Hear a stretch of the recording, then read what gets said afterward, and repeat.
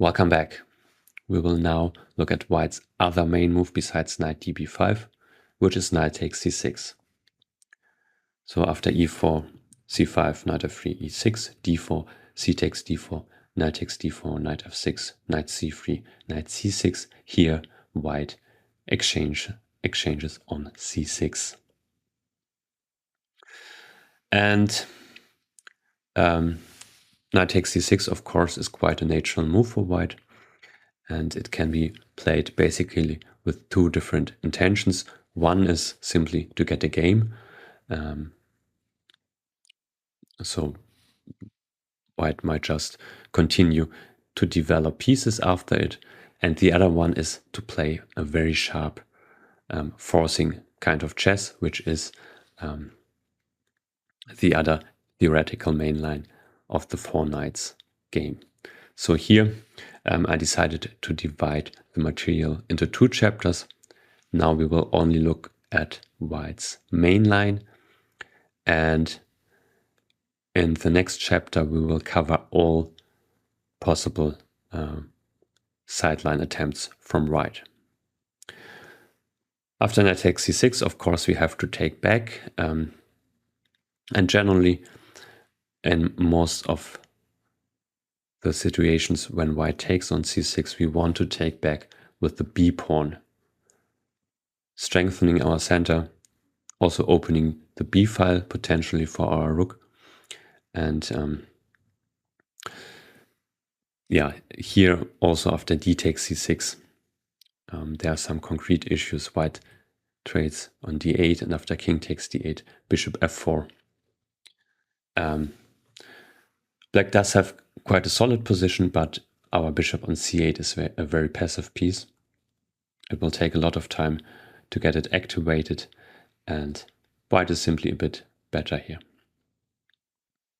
So we take on c6, and next we would like to occupy the center by playing d5. So for instance, if white plays bishop d3, we would be able to play d5, and here already black has a very comfortable position, and we will study it in some detail in the next chapter. So white's more ambitious approach here would be to prevent us from playing d5, and white can play e5 here. Now knight d5 is our move. It's of course the most natural square for our knight.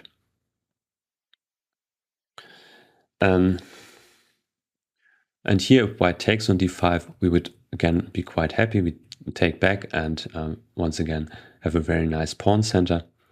We will study this as well in our next chapter. But white has a more ambitious move once again, which is knight e4. So here white's knight on e4 is really well placed because it takes control over our weakened dark squares, d6 and c5. So those squares are weak because we can not control them with our pawns.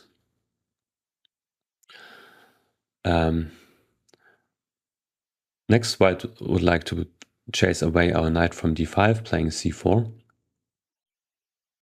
And white might get a very nice grip on our dark squares. So in order to prevent it, here we really need to act very energetically. And I'm recommending here the main line, which is queen c7. I'd like to mention there is an alternative which is quite solid for black, which is bishop b7. So here black tries to activate the bishop by playing c5 next. And black is, as I said, black is quite solid here. White might have a slight advantage. But in general, I believe black is doing fine here. But it's not quite to my taste, especially since the main line after queen c7 leads to quite exciting positions where we can play for an attack very often. So queen c7, the point of this move is to attack the e5 pawn and force white to weaken their king's position, because there's really no other way for white to protect the e5 pawn but to play the move f4. So for instance, if queen d4, we can simply chase away white's queen by playing c5, and next we can take on e5. So f4 has to be played, but it's a move white generally does not want to play because it weakens their king's position, and it will get quite hard for white to castle kingside now. Also the e3 square is weakened, and we can immediately take advantage of these factors by playing queen b6. So our queen was no longer needed on c7. It was not very well placed there. We just wanted to provoke white into playing f4. And here we already see the advantages of having provoked white to play f4, because now it's quite unrealistic for white to castle kingside, as our queen already controls the g1 square. Also, since there is no pawn on f2 anymore, the e3 square has been weakened, so we can very often take advantage of it by playing knight e3. There's already a direct threat, which is queen b4 check, attacking white's knight on e4. And also there is a more positional idea for black, which is to play bishop a6. And it would be very beneficial for us to trade light squared bishops here, because as we will very often see in the variations which are to come, the light squared bishop is really our problem here in this position. It's very hard to activate it, and yeah, sometimes if we do not act precisely, we may end up with this very passive bishop against a very strong knight on e4. So playing bishop a6 and trading light squared bishops would help us a lot. Here there have been a few moves tried for white, but there's a clear main line, which is c4. And of course white played knight e4 in order to play c4 next, so it's very logical. And again, we cover all other moves for white in our next chapter. So here after c4 is really the starting position of this chapter. Now our knight on d5 is attacked, and I recommend to play knight e3, immediately taking advantage of the weakened e3 square. However, knight e3 is not black's main move here, and I would like to show you a bit of the main lines after bishop b4 check, because they are also quite exciting. Here after bishop b4 check, white has only one good move, and it's not one which you usually see in the opening phase of a game. Here white has to play king e2, because bishop d2 would not work. We could play queen e3 check, and at the very least winning a pawn on f4. So white has to play king e2, and of course white's king is not well placed in the center, but on the other hand, the position is still quite closed, and white hopes to get away with it. Very often the king goes to f3. So here black's best move is f5, trying to open the position. And now there are two moves for white. One is taking on f6, and here the main line continues. Knight takes f6, bishop e3, queen d8, knight d6 check, bishop takes d6, queen takes d6. Now black plays bishop b7. Once again, black's main problem is the light squared bishop. So here black wants to play c5. maybe even sacrificing a pawn in order to activate the bishop. And now there are two moves for white which are heavily debated.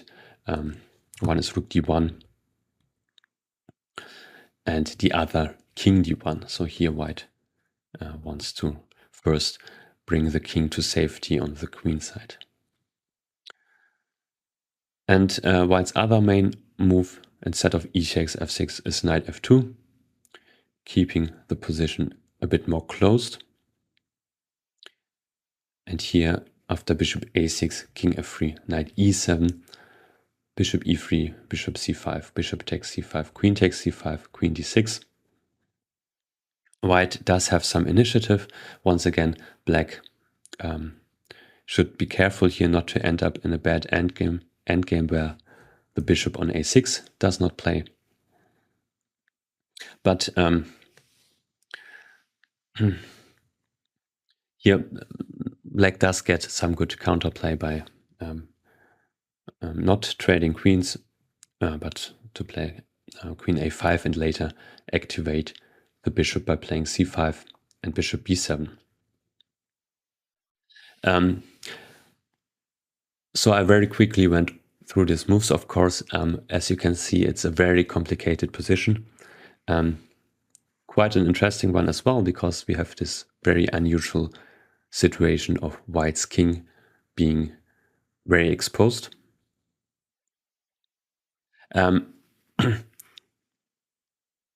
I generally believe black is doing fine here, but you need to know quite a lot. And if you do not know any, if you forget some moves, you might end up in a very bad position. And I believe the move I'm recommending, instead of bishop b4 check, knight e3, is a bit more straightforward and easier to play. So after knight e3, there is only one good move for white, which is queen d3. Of course, white's queen is attacked, and here taking on e3 does not work, because we simply take back, and next we can pick up the f4 pawn. So white goes queen d3, attacking our knight on e3. And here we play bishop b4 check now. And by giving this check, we win some time, because first of all, of course, our bishop is now developed. But also if white plays the main move, which is bishop d2, white is no longer threatening to take our knight on e3, because now white's bishop is pinned. So it gives us some time to develop our pieces. But before we look at bishop d2, there are two other moves for white which I would like to cover. The first one is king e2, which is actually a tactical mistake, but one which is happening quite a lot. So I looked at the database of online games played on Lichess, and almost in half of them white played king e2 here, which I guess it might be they are simply mixing it up with what I just showed you. So again, here after the immediate bishop b4 check, white has to play king e2. So it might be easy to confuse these two positions. So after queen d3, bishop b4 check, king e2 is not a great move, but actually it's not so simple either. So what white overlooked when playing king e2 is that now king and queen are on the same diagonal, and we can take on c4, and white loses a pawn because queen takes c4 would be answered by bishop a6, picking up white's queen.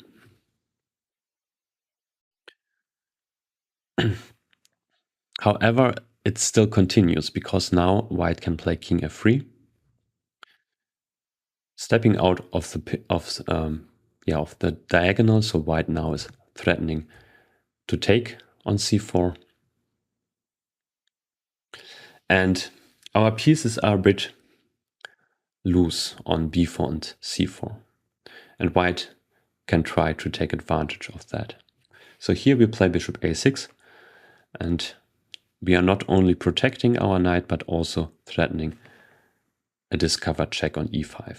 So if white is not careful, say we make some move for white, here we could take on e5 and once again win white's queen.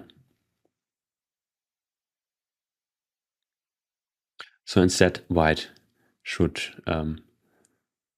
remove the queen out of the diagonal as well. And there are two moves which have been played. The first one, queen b3, is a mistake because white's queen does not protect the knight on e4 here. So instead queen c2 is the better move, which we will analyze in a moment. But after queen b3, we have this very nice protecting move, queen d4. And here black is already much better. So of course, once again, white cannot take on b4. Here white once again loses the queen. This time after knight takes e5, f takes e5, queen takes b4, bishop, or knight d6 check, king f8, bishop takes a6. Here at least white has 3 minor pieces for our queen, but still the position is completely lost because we go queen a5 and pick up the e5 pawn, and we would have already 3 extra pawns, which also would soon start rolling in the center. So here black is simply winning.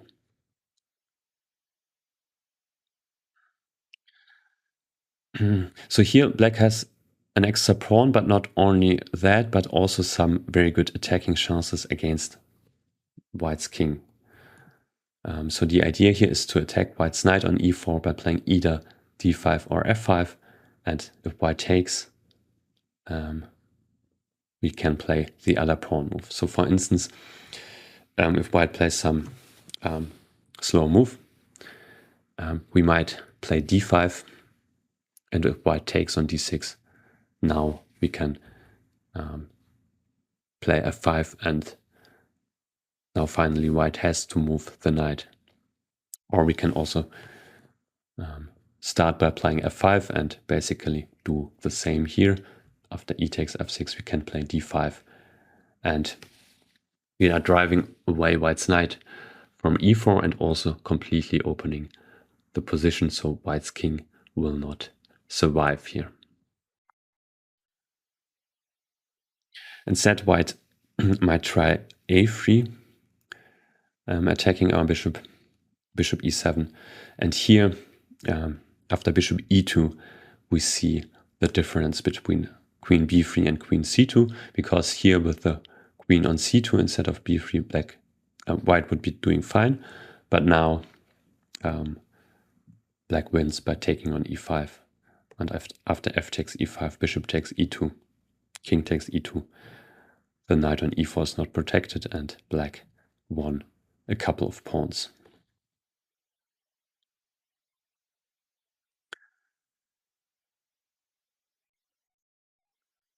So here after bishop a6, white should play queen c2, once again attacking our knight on c4.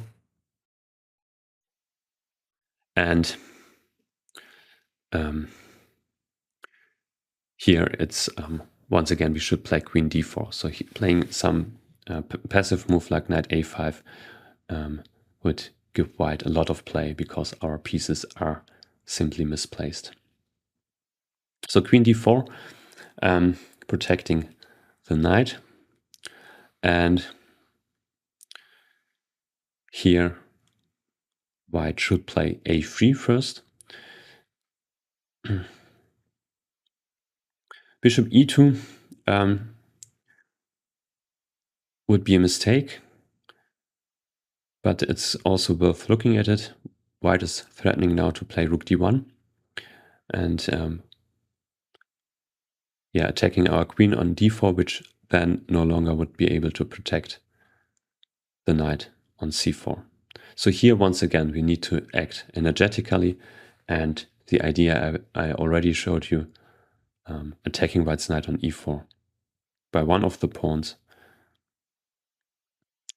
and after white takes, attacking by the other pawn is the key for black here. If white does not take on f6, they would even lose even more quickly. So for instance, after knight f2, knight d2 check is very strong. Bishop takes d2, bishop takes d2, and now there is a mating threat on f4 and e3. Or another move could be knight c3, but here black also wins very fast. We can already take on e5, and after f takes e5, once again play for mate by attacking now not only the f2 square, but also on g4 a mate is threatened. So here white's only try would be king g3, protecting against both mating ideas. But now we can add some forces by playing g5. Once again, there is a mating threat on h4, and if white takes the pawn, we go rook g8, and here we can simply win back our piece and continue to attack. So after f5, white should take on f6. We go d5, and yeah, I'd like to show you one of my own games here, which I played which was a rapid game against the 15-year-old Louis Engel, who now is a strong grandmaster. Back then he was, I believe, an international master. He played f7 check. So if knight g5 instead, black can simply take on f6 and is much better. Once again, white's king is very weak. So in the game, f7 check happened, and here we want to be fast with black. So taking on f7 would have allowed knight g5 check. So it's better to simply ignore the pawn on f7 and play king e7. So now knight g5 wouldn't be a check. Now knight g3 happened, which was a mistake, but already it's anyway quite difficult for white here. Now bishop d2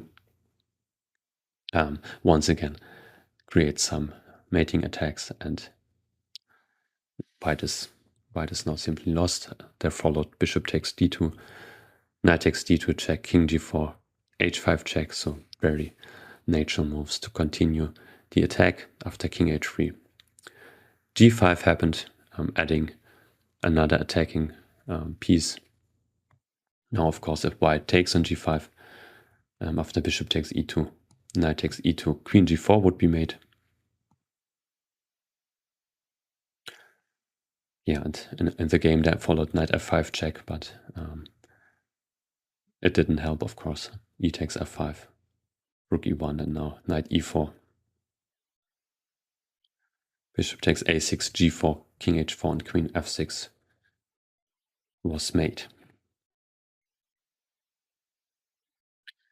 So here, instead of bishop e2, it's very important for white to first kick away the bishop from b4. And I believe after seeing the variations we just saw, it's quite clear why it's so important, because very often we used the d2 square by playing bishop d2 or knight d2 check.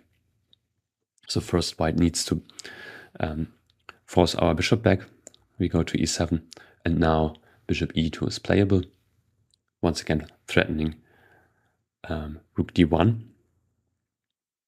And here it's a bit different, because now if we would play f5, after e takes f6, our bishop on e7 would be attacked. So here playing d5 leads to a slightly worse position for black after white takes on e7.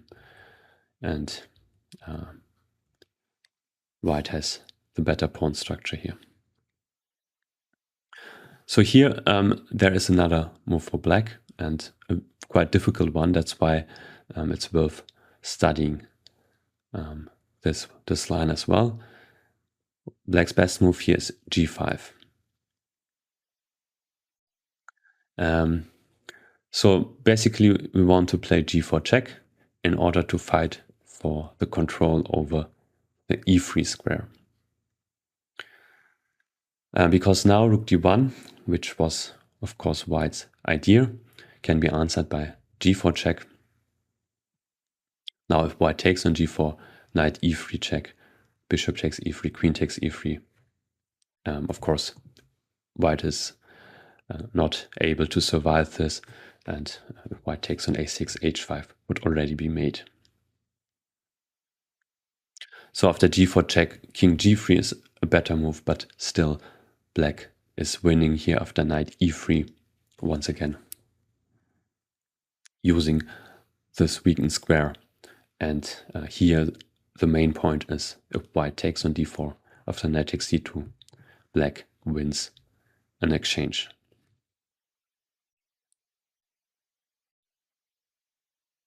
So instead of rook d1, white's best move now is to take on c4. Now we are anyway going to lose our g-pawn, so we might as well first force white's king out by playing g4 check. And now after king takes g4, queen takes c4, queen takes c4, bishop takes c4. We once again have equal material, but I believe black has slightly better chances here because we have a strong bishop pair. Our light squared bishop now is very active, and we can also apply pressure down B and G files. So still it's not a lot, but anyway, it's a pleasant position for black.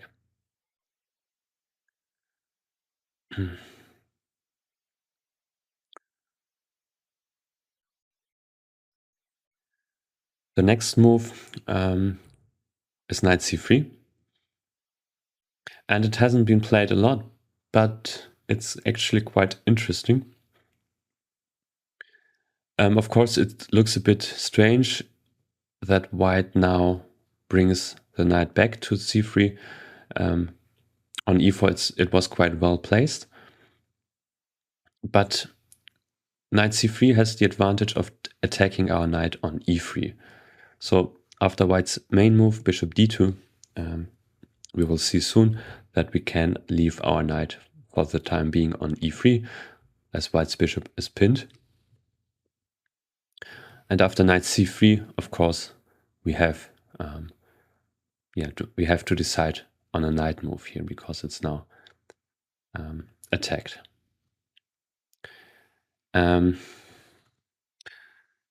Here I like knight f5. So the alternative would be to take on f1, but white's bishop is still not developed, and also it's not easy to activate it. So I prefer to keep our knight, and as we will see, it's quite on f5. It's also quite well placed. Later it might go to d4, but it's also a very dangerous piece.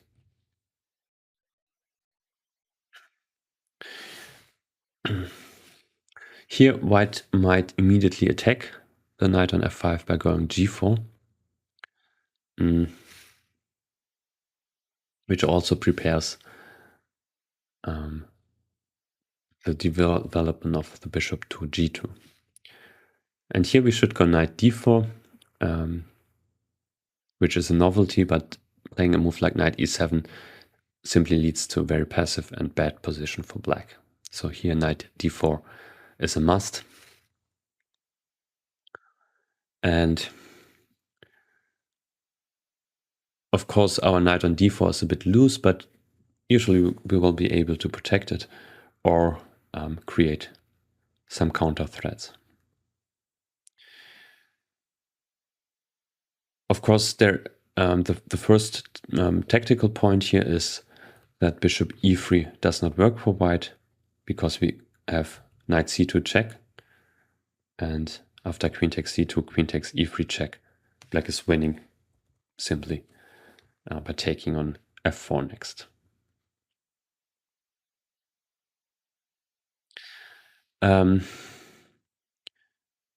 So I believe bishop d2 is white's best move here.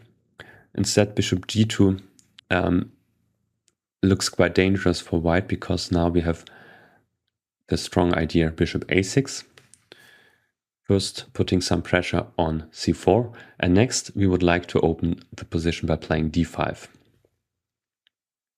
And as white is still quite far away from castling here, it will be very dangerous for white.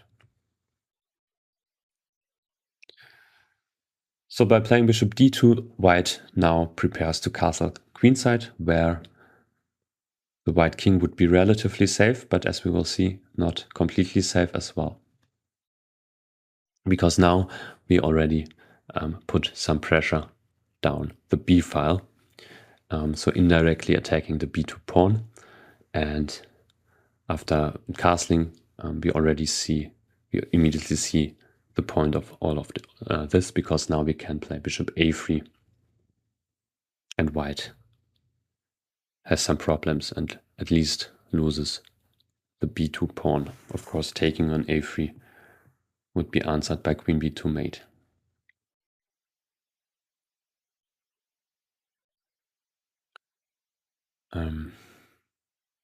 So here white can play bishop g2, and after castling, bishop e4.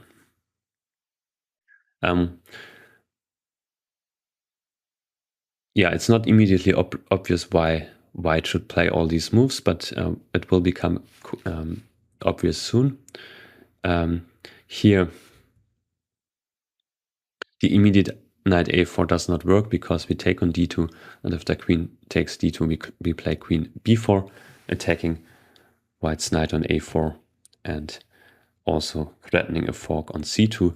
And if white trades queens here, it does not really help, because still there is a double threat of taking on a4 as well as playing knight c2 check. So bishop e4 not only attacks our h7 pawn, but also protects the c2 square. So here we go h6.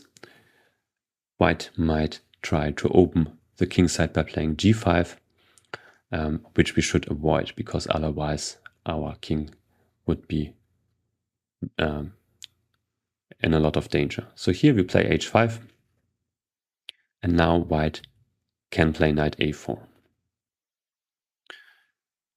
And here bishop takes d2 already does not work for black.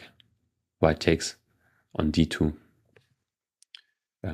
Now, of course, we need to keep our knight on d4 protected, so queen b4 would be the only move for black. But now white simply takes on b4, and after rook takes b4, b3. This is basically white's dream scenario. Here we have a very bad bishop on c8, and white will bring their knight to c5, where it is completely dominating our bishop. And besides, we also are not able to activate our f8 rook. So here, black is actually just lost.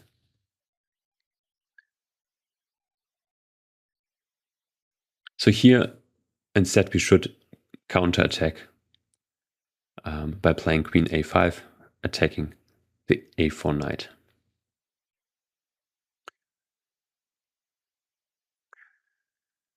And Now black has a good game. So for instance, if white plays b3 to protect the knight, now we can play c5, protecting our own knight and also preparing to develop by playing bishop b7. Now after bishop takes b4, queen takes b4 check, queen d2, it is quite important now not to exchange queens, because if we do so, we would be unable to protect our c5 pawn. So here we have to play queen a3 instead, but now once again black is completely fine. There is a threat of taking on b3, and if white prevents it, we can simply develop by playing bishop b7. We might later protect our c5 pawn by playing rook c8, and black has no problems here. And if instead of playing b3, if white takes on d4, here as well it's quite important to play precisely, because here we can first play c5, which is a move we need anyway to activate our light squared bishop, and we can use white's queen position on d4 to gain some time. Now if white moves the queen, we simply take on d2 and on a4, and once again black is doing completely fine here. We can later develop by playing bishop b7 once again. So here the more interesting move for white would be knight takes c5. So here white is winning a pawn, but we still take on d2, and after queen takes d2, queen takes c5, we have a lot of compensation, and black is not worse at all here, because first of all white's pawns are weak, and probably more importantly, white still did not manage to bring the king to safety.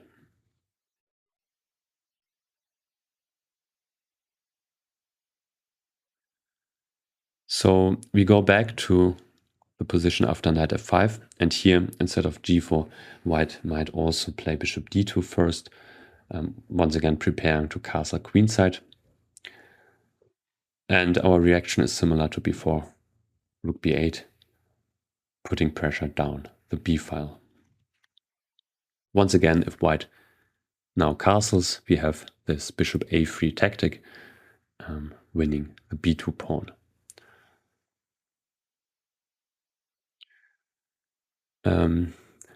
Here I once had this in a blitz game where my opponent played bishop e2, which however is a bit slow, as white of course is not able to castle kingside anyway.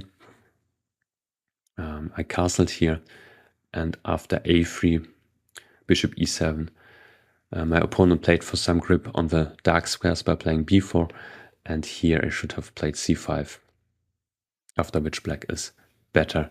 Of course, opening the position is very much in black's interest here, because white's king is still stuck in the center.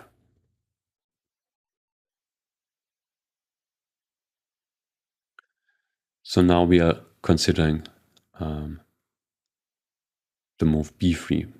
So first white stabilizes on the queen side, and later might be able to castle.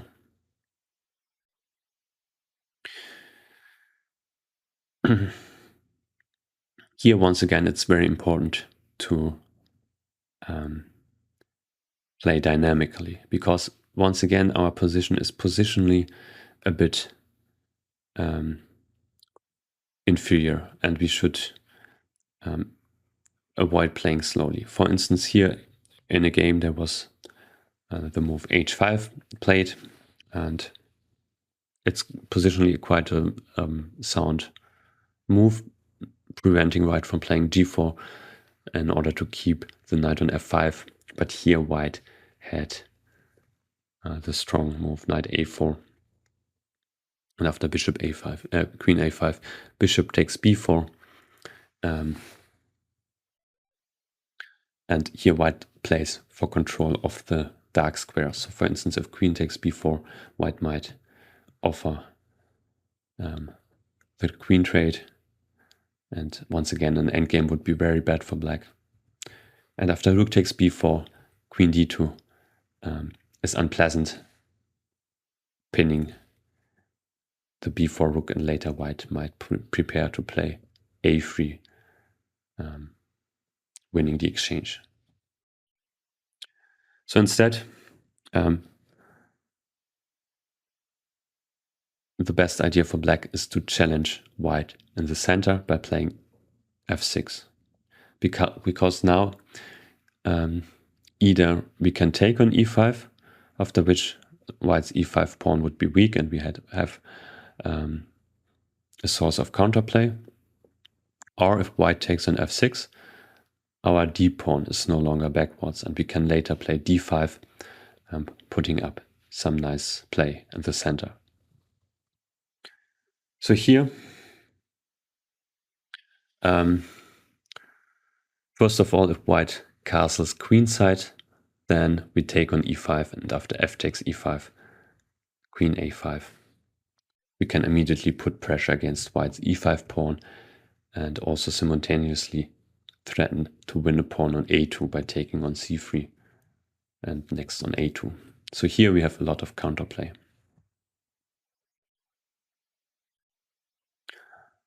If white plays knight a4 now, once again we have a lot of counterplay in the center. We go queen a5. And already here bishop takes b4 does not work, because after rook takes b4, we are threatening, of course, a discovered check, as well as taking on e5. And instead, if white takes on f6, g takes f6, we already have achieved quite a lot, because now our d pawn can move. So for instance, if white goes castling now, we go d5, and winning some space in the center, also preparing to develop our bishop, and also giving our knight a nice retreat square on d6. So if white plays g4 now, we have knight d6. So instead, it's better for white to play g4 immediately, because now we have to choose another square, or here we should actually trade queens first, because here knight d6 would be a blunder. White takes on d6 and wins a piece.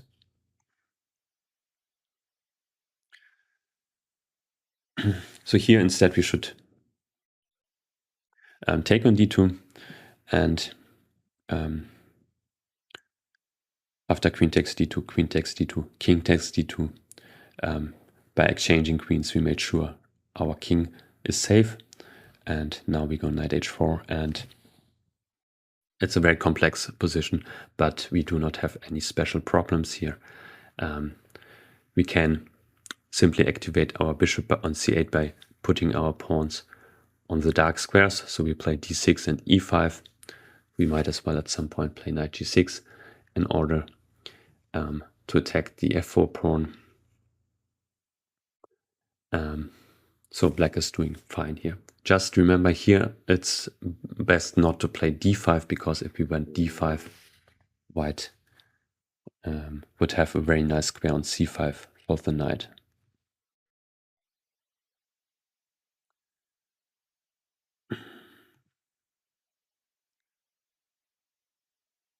So instead of knight a4, white might as well take on f6 immediately.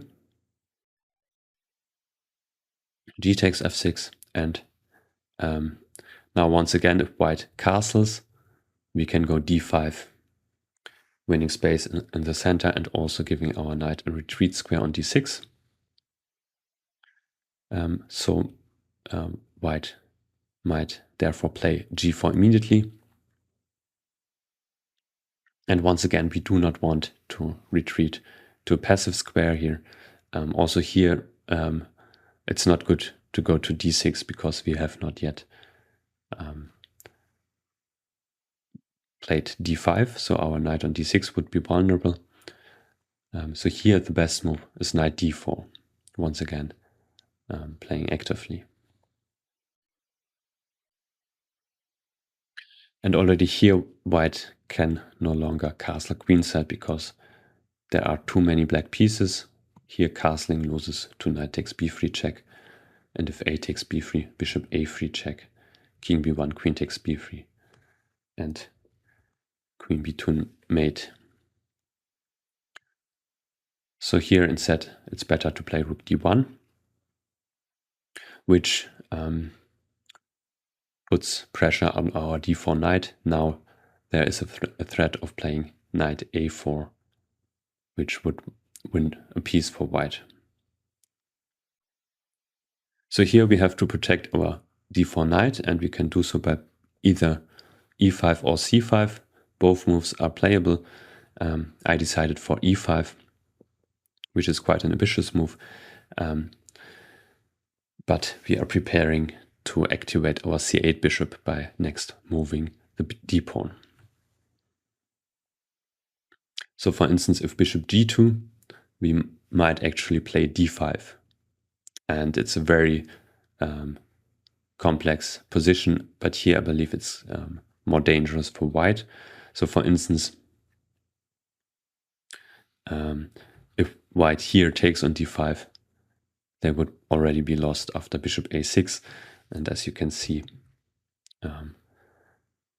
white's king is in some trouble. For instance, if queen g3, knight c2 would already be made. So white has to keep an eye on the c2 square, but still it does not help. So for instance, queen e4, bishop takes c3, bishop takes c3, now c takes d5, and queen takes d5. Now knight d2, knight c2 check is not over yet because white has king d2. So here we first play rook d8, taking control over the d file, and now after queen e4, even though now the c2 square is protected, we can play knight c2 check, and white gets mated after queen takes d2, queen e3 check.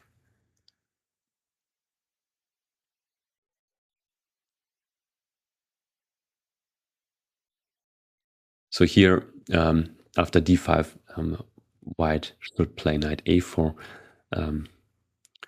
and now it results in an equal position after d takes c4, knight takes b6, c takes d3, knight takes c8, rook takes, sorry, not rook takes c8 immediately, knight c2 check, king f2, and now rook takes c8. Of course, all very complicated, but now it's equal according to the engine.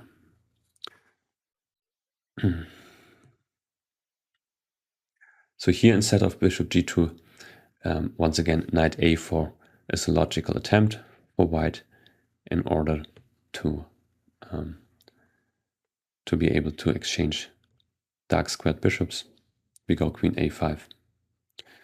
And now after bishop g2, here we play d6. And once again, it's a very complicated position. We are attacking now the g4 pawn. So white should protect it by playing h3. And here we can even continue attacking it by playing f5. And once again, it's equal according to engines, but yeah, from a human perspective, it's not at all obvious what is going on here because both kings are very, are not very safe because there are no pawns in front of them. So very sharp struggle lies ahead here. And basically it's decided, it will probably be decided by a blunder of either side.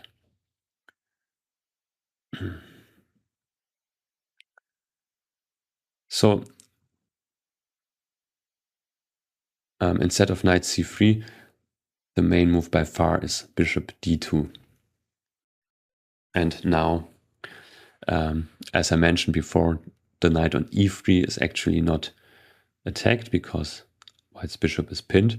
So now we can continue developing, and we do so by playing bishop a6, putting pressure against white's c4 pawn.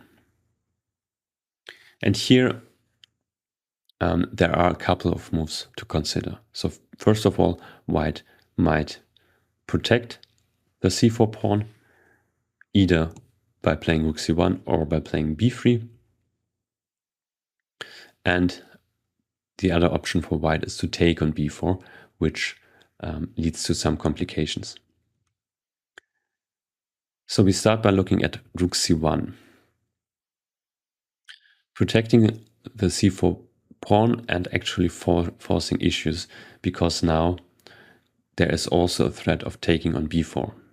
So for instance, if we would simply castle here, white takes on b4, queen takes b4 check, and now queen c3, forcing the exchange of queens.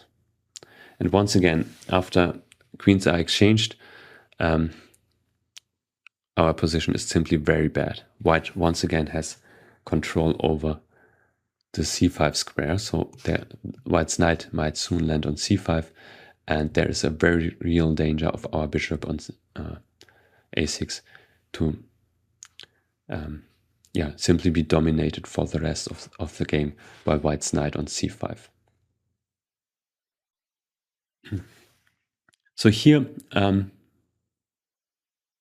we have to take on c4, and we do so by taking with the bishop, forcing rook takes c4, knight takes c4, queen takes c4, and now we take on d2, and in the end we will have rook and 2 pawns against white's 2 minor pieces, so quite a fair trade. Here both knight takes d2 and king takes d2 are playable and have their advantages and disadvantages. So if white takes with the knight, of course the knight on d2 is less well placed than on e4. So here we take on b2, but the advantage for white is that they now can play bishop d3, so developing the bishop to an active square. Here we castle, king e2, so white of course has to keep the d2 knight protected, and now we play rook b8, and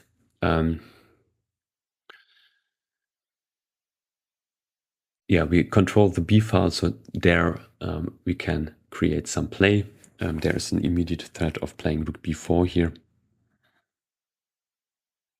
And the position turns out to be equal.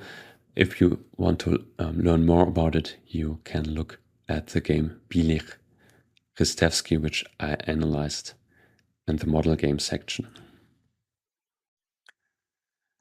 Instead of knight takes d2, white can also take on d2 with the king. Of course, we take on b2, and now king e3. So white's king, of course, once again, is in the center, but we only have a queen to attack it at the moment, so it's not too dangerous for white. Once again, we castle kingside, and now we are ready to occupy the b file and create threats. So here white cannot go bishop d3 because now we could take on g2. So that's why bishop e2 is more logical. And now we go rook b8. And now there's a threat of playing rook b4, and also another idea is playing f6 to open up the position, which of course would be very beneficial for black because white's king would be in a lot of trouble. So for instance, there was a game Maciej-Biolek where rook c1 was played, but now f6 gives black the initiative,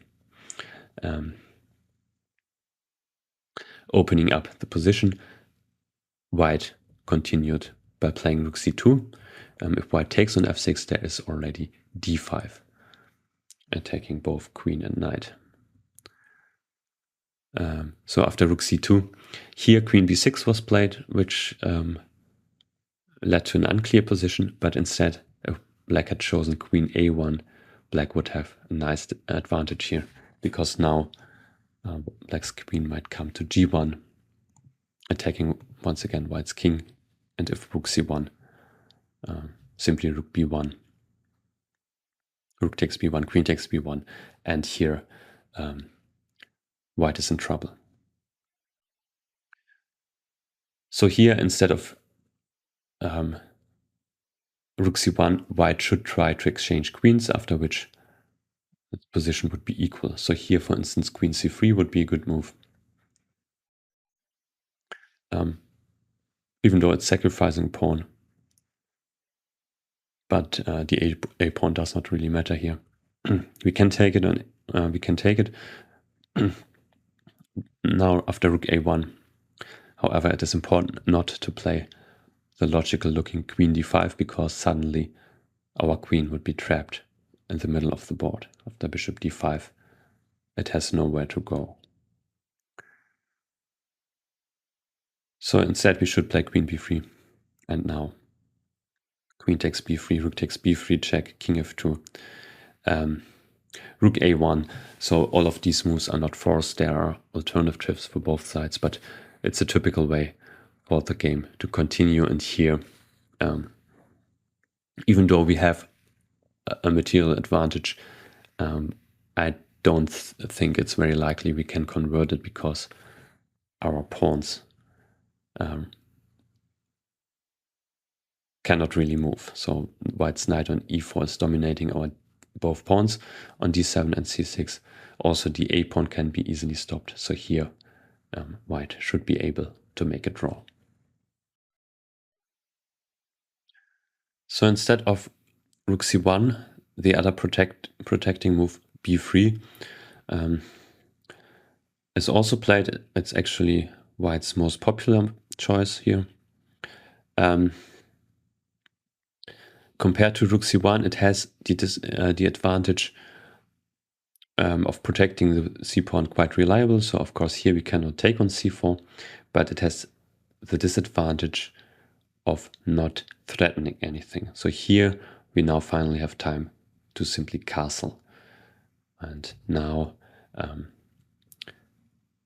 white cannot do the same. Taking on b4 is possible, but after queen takes b4 check, white cannot, of course, play queen c3 here, because after knight c2, we would pick up the rook on a1. So here, after castling, we will look at a couple of moves for white. One move we don't need to seriously consider is king e2, which has been played in a few games. Of course, now attacking our knight on e3, but we simply retreat. So once again, we don't really need to exchange our knight, because it's a very good piece, and white's bishop on f1 is not active. So we simply retreat to d5, and now we are ready to open the position and attack white's king. So either f6, f5, or d6. And here, of course, white's king on e2 is a problem.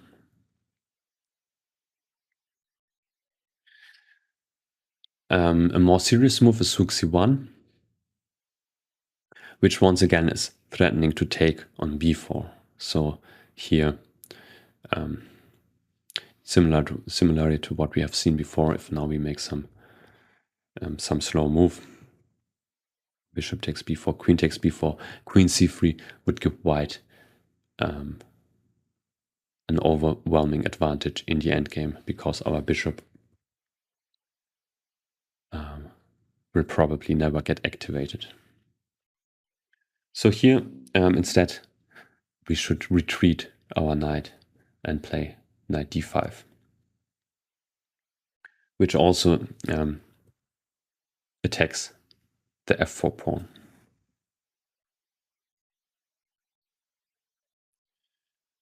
If white protects it by playing g3, we might play f5, but I even like it better to wait for white to move the queen and only then play f5. So here we might simply improve our position a bit, preparing some later break in the center by playing d5.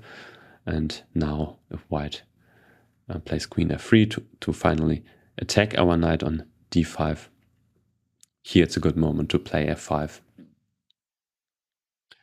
And it's a complicated position, but I like black's chances here. So instead of g3, it looks more natural for white to play queen f3 immediately. In order to attack our knight on d5, as now the c pawn is no longer pinned. And here once again, we play f5, and that's the usual reaction whenever our knight on d5 is attacked and white has a knight on e4. We usually do not want to simply retreat. We first want to attack white's knight and only retreat if white also retreats their knight. So here we go f5.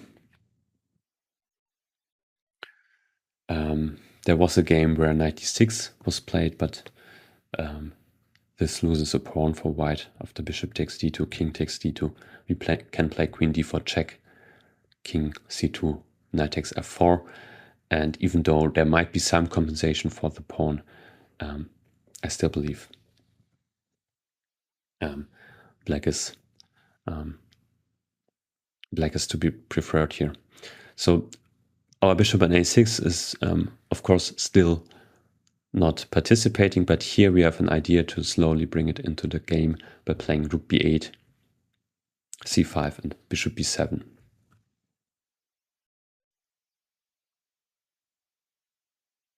So instead of knight d6, I believe white should play knight c3 instead.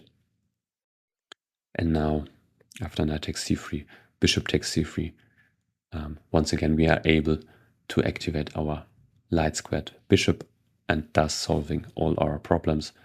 And in fact, I believe it's black's position is more pleasant to play here, as white's king is still in the center, and we have some ideas to open the position by playing d6, or maybe even a5, a4 to open the a file.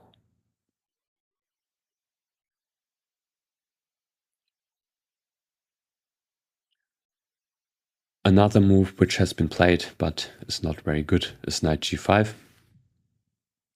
Of course, it's attacking the h7 pawn.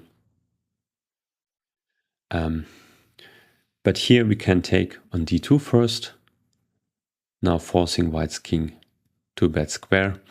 Of course, if white takes on d2 with the queen, there is no longer a mating threat on h7, so it would not have brought white anything. So king takes d2, and now we can prevent the mating threat by going knight f5.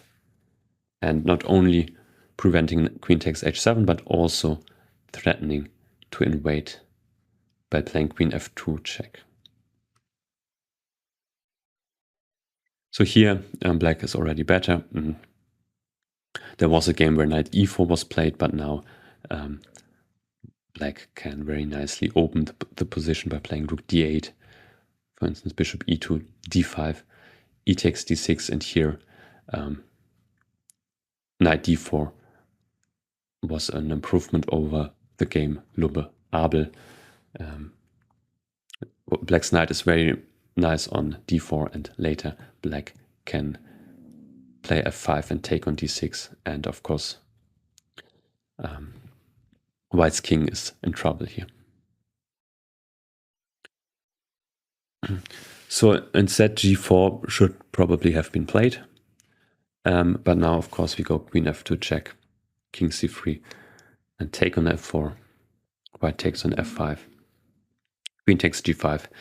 And here white has some compensation for the pawn after bishop h3, as once again we have problems with our bishop and our pawns. But overall, I believe black has the better chances here. Of course, Also here, white's king is still not safe. So instead of knight g5, a more serious attempt is knight c3. And it's a move I believe we will see more often in the future, as it is one of Stockfish's favorites. I believe it's even the move Stockfish rates best here. It has not been played a lot yet, but there were already a few games, and also it's a fresh idea, and black needs to play quite precisely against it. So once again, we saw already a similar retreat, and here the point is as well to attack our knight on e3, and even though white's knight was very well placed on e4, white first drives away our knight from e3 and later might come back to e4 again. So here we have to make a decision, and once again I don't like to trade our knight against white's undeveloped bishop, and I believe white is a bit better here as we have problems with our bishop and pawn on d7. And I also don't like knight g4 here, because after queen f3, f5, our knight on g4 is not really well placed. White might already challenge it by playing h3. And white is better here as well. So black's best option is knight d5. Once again, taking advantage of the pin and keeping some tension in the position. Here,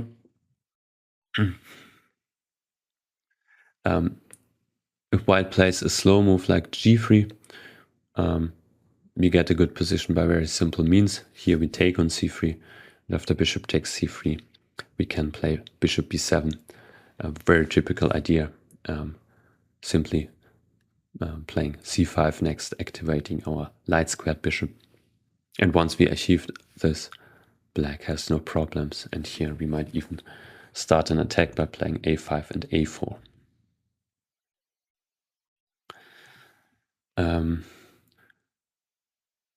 Another move which white would like to play is knight a4 in order to exchange dark squared bishops, but here it does not work because we can take on f4 and win a pawn. So after knight takes b6, knight takes d3 check, bishop takes d3, bishop takes d2, king takes d2, a takes b6, we simply end up a pawn up, and of course we can also activate our bishop later by playing bishop b7 and c5. So instead, white's most challenging move is castling queenside. White now has a relatively safe king, even though, as we will see, there are still some issues with it. And here white is sacrificing a pawn, but it's not a good idea to take it. So black could take on c3 and next take on f4, but white goes queen d2. And now, after knight g6, starts an attack on the king side by playing h4. And white is better here. White has complete control over the dark squares, and the attack is very dangerous. And also now taking on c3 is no longer good with the knight, because after bishop takes c3. Here we are not really in time to activate our bishop, and white will soon start attacking on the king side again by targeting our h7 pawn. So instead, we should play queen a5, putting pressure against white's knight on c3. And here we will look at two moves. First of all, white could play knight a4,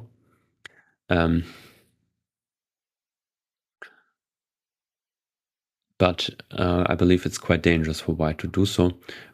White, of course, is hoping for some endgame like we have seen before. So for instance, if we take here and play some endgame like that, here white would be much better because white's knight will soon land on c5 and dominate our bishop. But instead we can play rook b8, and as we will see, white's king is still not safe here. So for instance, if white plays some normal developing move like bishop e2, we can already play for an attack by going bishop b5, sacrificing a piece, but as we will see, we will soon regain it. So the idea is to simply take on a4. And if white takes on b5, we take back. Now, once again, if we take on a4 next, the position will get opened up on the queen side and we will win. And also if white retreats, here we win by playing rook c8 check, king b1, and take on the d2. And next there's knight c3 check, mating or winning a lot of material.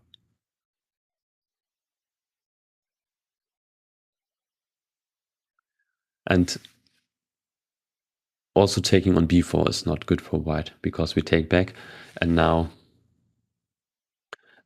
once again we will be able to take white's knight and play for an attack. So there's really no way for white to avoid the exchange sacrifice. Relatively best now is queen d2, but still after rook takes a4, b takes a4, queen takes a4, white's king's position is completely opened up, and c takes d5 would already run into a mating attack after rook b8, threatening queen a3 check. So better is queen b2, but now we play knight e3, attacking white's rook. And here white were to play a rook move, we would simply take on f1 and on c4 next and win some material. So it's better to give back the exchange by playing queen b3, but now we simply take on b3 and d1, and here white is simply pawn down.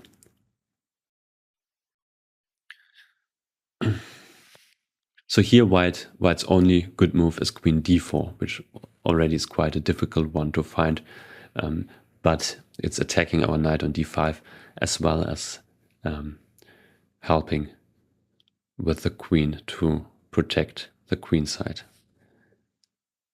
And here there are a couple of different options for black, but I like to simply keep the tension and play rook fc8, bringing another attacker to the queen side. So now after c takes d5, we would soon regain our piece. We take on d5, and king b1 we take on f1, and after rook f1, bishop takes d2.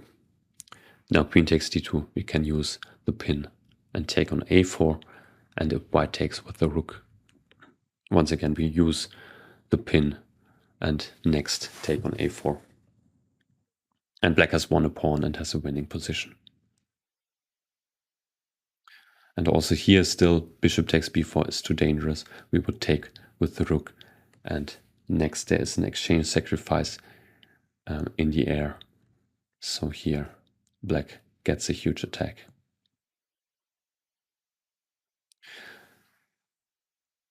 So it's better to play bishop d3, and white's bishop can help to protect the king. Now I like c5, because here white once again has to find a very difficult move. White has to play queen b2 here, and keeping the queen quite passive, but protecting the queen side. because the more active looking queen e4 leads to lost position for white after the simple g6. And it turns out there are too many threats against white's king. The main threat at the moment is to take on a4. So for instance, if white goes rook h e1, we take on a4, sacrificing the queen, but opening the b file. B takes f4, bishop a3 check, king c2, rook b2 check, king c1, and now a nice slow move, rook cb8. And next we can take on a2, after which white is mate.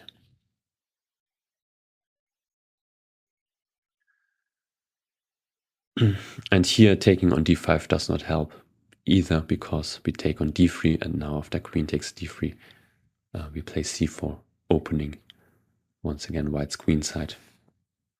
Also, we will soon win back our piece, and once again black is winning here.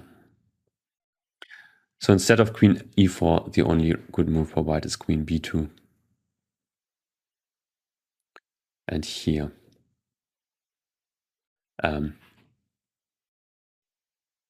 here we once again we keep the tension and play bishop b7, and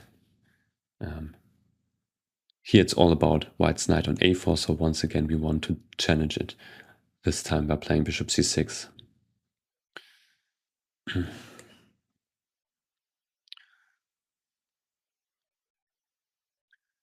So here once again it's worth looking at c takes d5, but once again it does not work for white because their king position would be too open. We take on d5, and now we are ready to open the c and b files, which would give us a decisive attack. Bishop takes b4, rook takes b4.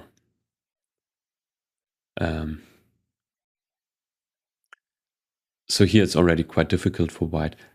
Relatively best now is to bring the rook to the defense, to play rook d2, and after c4, rook c2, pinning our c pawn.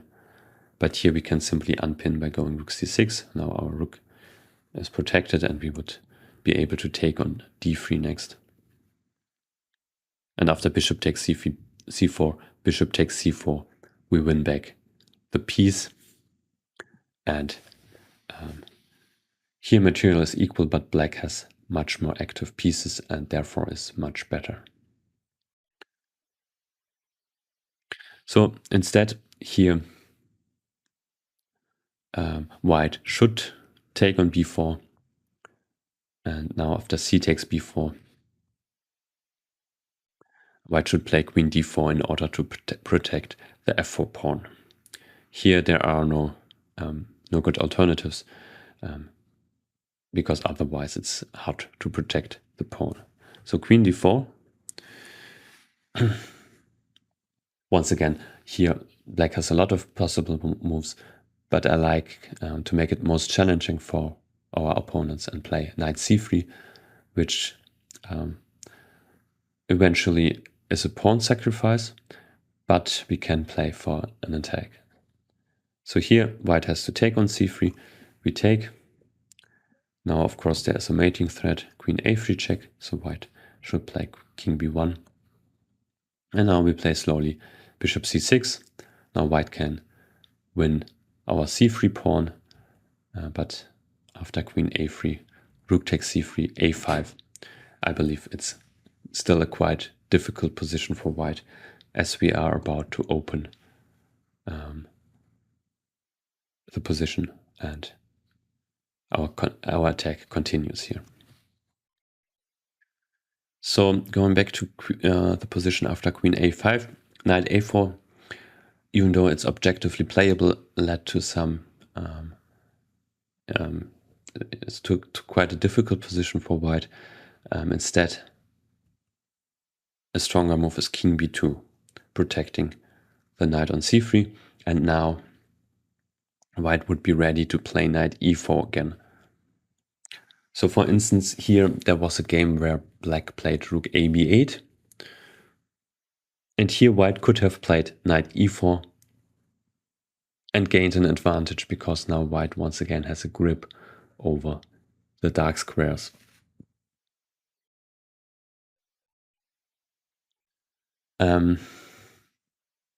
So instead, once again, we need to play dynamically here, and the move I like best is f6.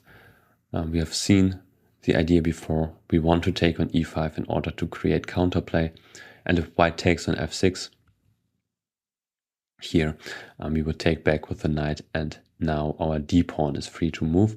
And once again, here we have really nice counterplay, as we can play d5 next. So now white could play knight e4, but now after f takes e5, the e5 pawn is weak and we get good play. So for instance, bishop takes d2, queen takes d2, knight b4. Now attacks both e5 and a2. White might try a3, queen takes e5 check, queen d4, queen takes d4, rook takes d4, and on the first side it looks like our knight on b4 is lost, but actually it can simply go back to d5, once again taking advantage of the pin of white's c-pawn, and black is doing fine here. So instead of knight e4, it's most logical for white now to attack our knight on d5 by moving the queen out of the pin. So here, queen h3, for instance, or queen g3. It really does not matter where white's queen goes, because it will soon end up on c3. Because now our knight on d5 is attacked, so there's nothing better but to exchange it now on c3. And after bishop takes c3. Here it's quite important not to immediately take on c3, but first give an intermediate check on a3, because if we were to take on c3 after queen takes c3, we once again risk ending up in a bad endgame. For instance, after queen takes c3, king takes c3, we still have our bishop problem, and also the pawn on d7 is weak. So instead we want to give a check first and only now take on c3, and now our queen is no longer attacked. And here we play bishop c8, which looks like a horrible passive move, but actually it not only protects the d7 pawn, but also prepares our counterplay, as now our a pawn is free to move. And our idea here is, of course, to push the pawn to a4, take on b3, open the a file, and play for a mating attack. And yeah, it's a very interesting position. Objectively, it is around equal. Besides pushing our a pawn, there's also an idea to take on e5, especially if white has to take back with the pawn, because then the pawn would be weak on e5. Also, if white takes on f6 to prevent us from taking on e5, then of course our d pawn is free and we can play d5 and bishop d7 next. And even if we don't manage to activate our bishop this way, we might do so later by playing our typical plan of going c5 and bishop b7. So all in all, black does have good chances here. There was a very recent game between Shirov and Nisipiano where black even got a better or probably winning position, but it later ended in a draw. So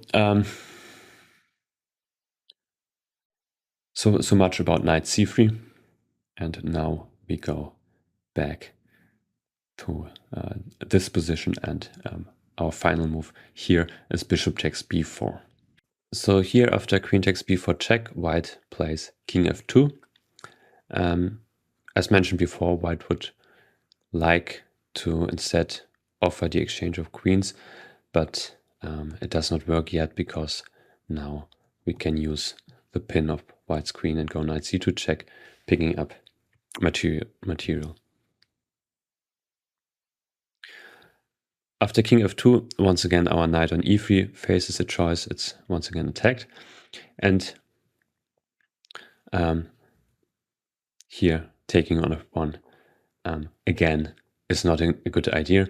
White simply takes back, and here we can more or less see what kind of position black needs to avoid, because here we end up with a very bad bishop on a6, which takes a lot of time to get activated, while white's knight on e4 is beautifully placed, and white might very soon play for a mating attack on the king side.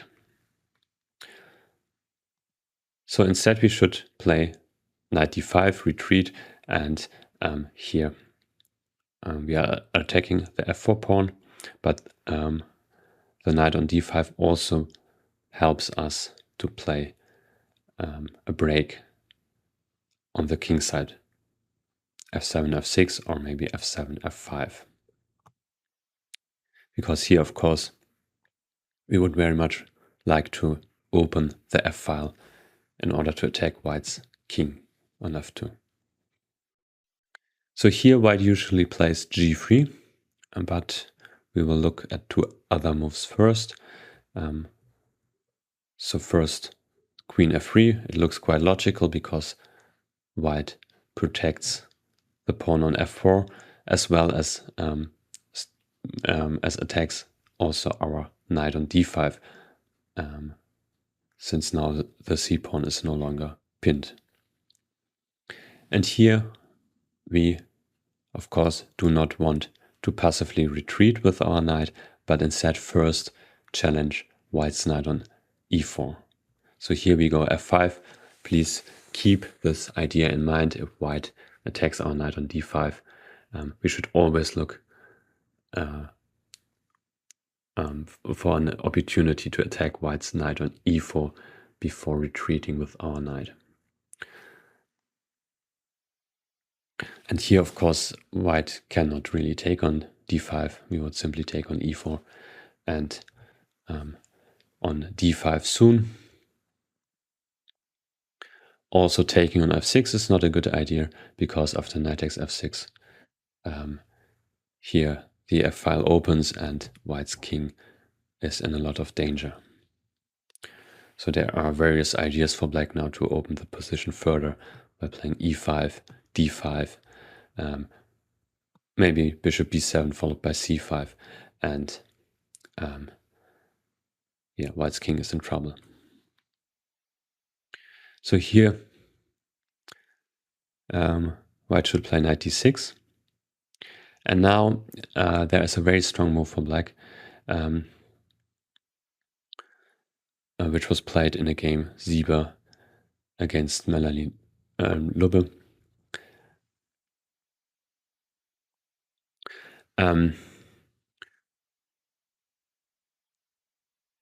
Here Melanie played g5. Instead, it might look tempting to give a check on d2, but it turns out after king g3, here white's king is quite safe on g3, and now we would have to care for our knight on d5.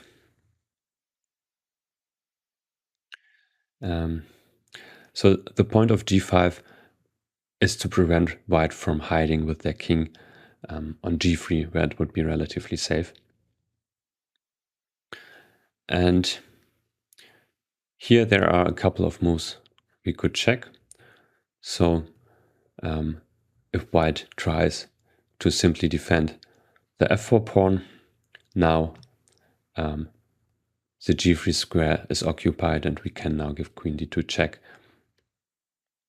And there is no good defense for white. Here after bishop e2, we have another check on d4.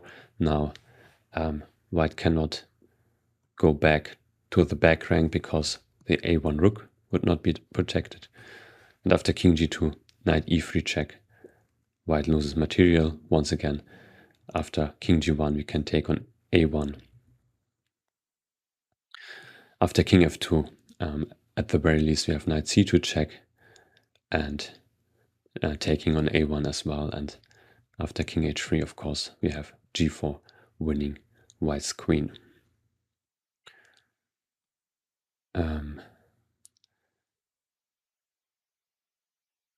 F takes g5 is another attempt which does not work for white.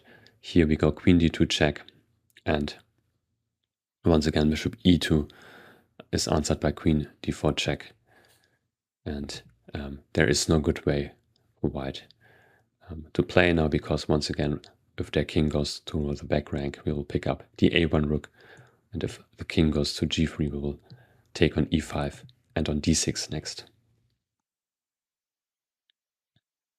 And after the immediate king g3, now we can take on g5, and after king f2, go back, queen d2 check, king g3, and now rook king h8, and here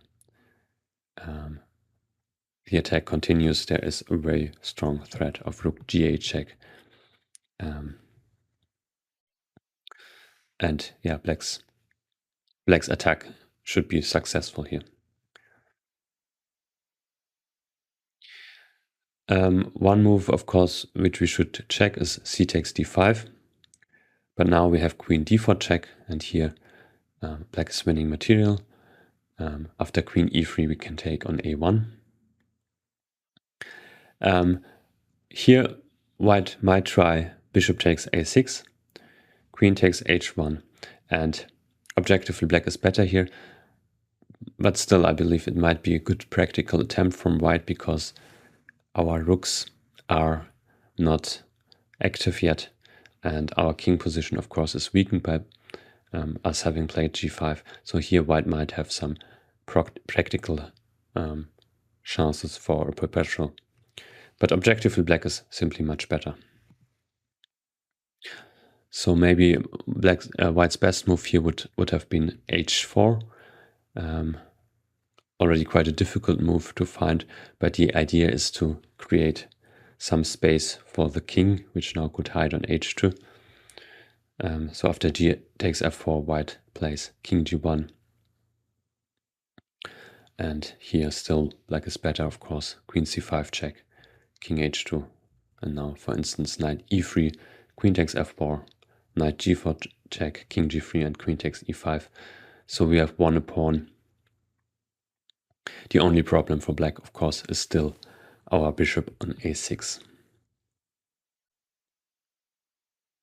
And in the game, rook d1 was played, but this is not a challenging move at all.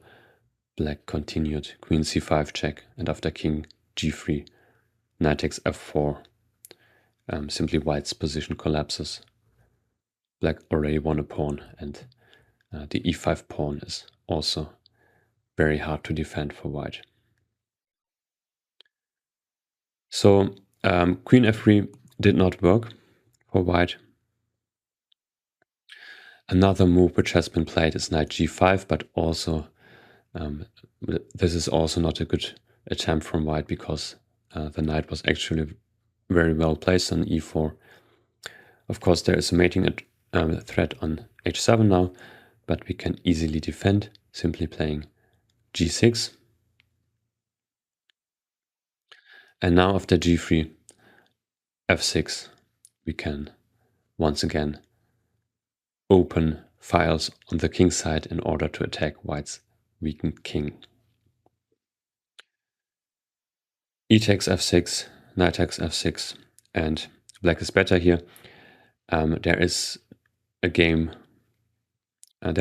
played, Trent against Sulava, where bishop h3 was played, which is probably white's best attempt, but now black continues to open the position and plays for an attack by going e5.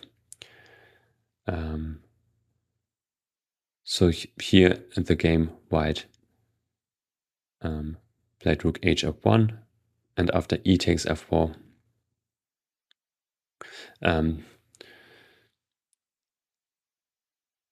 he tried to bring the king to safety, played king g2, and now there was the very strong queen c5 available for black, attacking white's knight on g5, and after g takes f4, black has knight d5, attacking the f4 pawn as well as the e3 square, so white cannot really defend against both threats, and black is winning here. So here after knight d5, white should play solidly and go g3. And now it's quite an important moment for black. Here it would be tempting to once again try to open the position on the king side by playing f6. But it's important to give a check on b6 first, because after the immediate f6, white has the very strong move queen d2, attacking our queen. And as mentioned, exchanging queens is not a good idea. It would simply give us a very bad endgame. So here queen takes d2, knight takes d2. Once again, our knight on d5 is attacked, and we end up in an endgame where our bishop on a6 is out of the game. And now after queen d2, it's already too late for queen b6 check, because after c5, white wins material. Queen b7 is answered by knight d6. And there was a game where queen b4 was played. Queen takes b4, knight takes b4, e takes f6, f6, g takes f6. And here in the games Saric, Doric, white allowed the exchange of bishops, which is of course quite unfavorable for white. Instead, after a3, bishop takes f1, a takes b4. The endgame is very difficult for black. White has a very strong knight, and the bishop is still not a very good piece, and also the pawn structure is quite bad for black.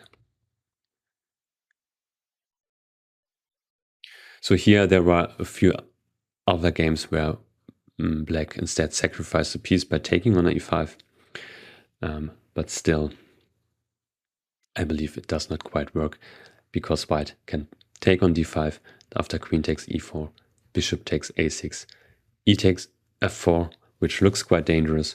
White now can play rook hf1, and it turns out after f takes g3, king takes g3, white's king is safe, and there is not enough play for the piece. So here, instead of f6, it's important to give queen b6 check first. Here, white usually plays king g2. Instead, king f3 is also possible, but the king is not as safe on f3 as it is on g2. White's idea is to protect the e3 square, so now we don't have any knight e3 check. Here I propose f6, but also c5 is playable, and you find in the model game section the game De Graaf Müller, where c5 was played and black won a very nice attacking game. Instead, I like f6, of course trying to open the king side, as white's king is very vulnerable on f3. And here white has one very concrete idea which allows them to stay in the game. Because otherwise black would simply have a very strong attack. But white here can play queen d2, unpinning the c-pawn, and now there is of course the threat of taking on d5. But it turns out we can still take on e5, as now taking on d5 is too dangerous for white. We take back, and our central pawns are very strong here. So for instance, knight f2 can be answered by bishop b7. Now also our bishop is a very strong piece. We are threatening to open its diagonal by playing d4, attacking king and rook. And for instance, rook e1, now our pawns start rolling e4 check, king g2, and now e5, opening the position, and here black is winning. White's pieces are horribly misplaced.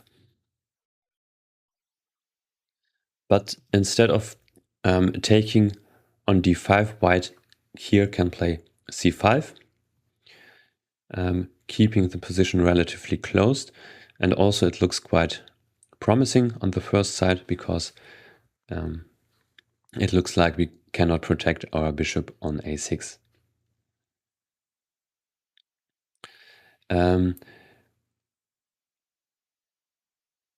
Here we play queen b7, and now after knight e6 we can go queen b4. And it was important to lure white's knight to d6 first, because if we had played queen b4 immediately, white would simply take on a6. And of course white's queen is protected by the e4 knight. But now after queen b7, knight e6, queen b4, white of course has to react to the attack against the queen. So here white has to take on b4, and now after knight takes b4, once again our bishop is protected. Here white can play a3, and now there is a choice. We could take on f1, or we can go knight d3. And here after bishop takes d3, bishop takes d3. There was a correspondence game which finally ended in a draw, but I do believe black has some winning chances here, as we are a pawn up after all, and also our bishop now is quite an active piece.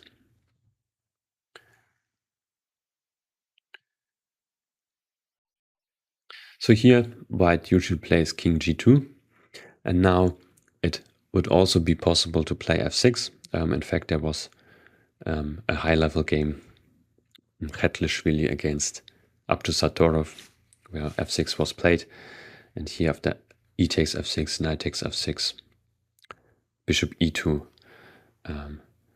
Here I believe black's play could be improved by d5, and after knight takes f6, rook takes f6, black does not have any problems.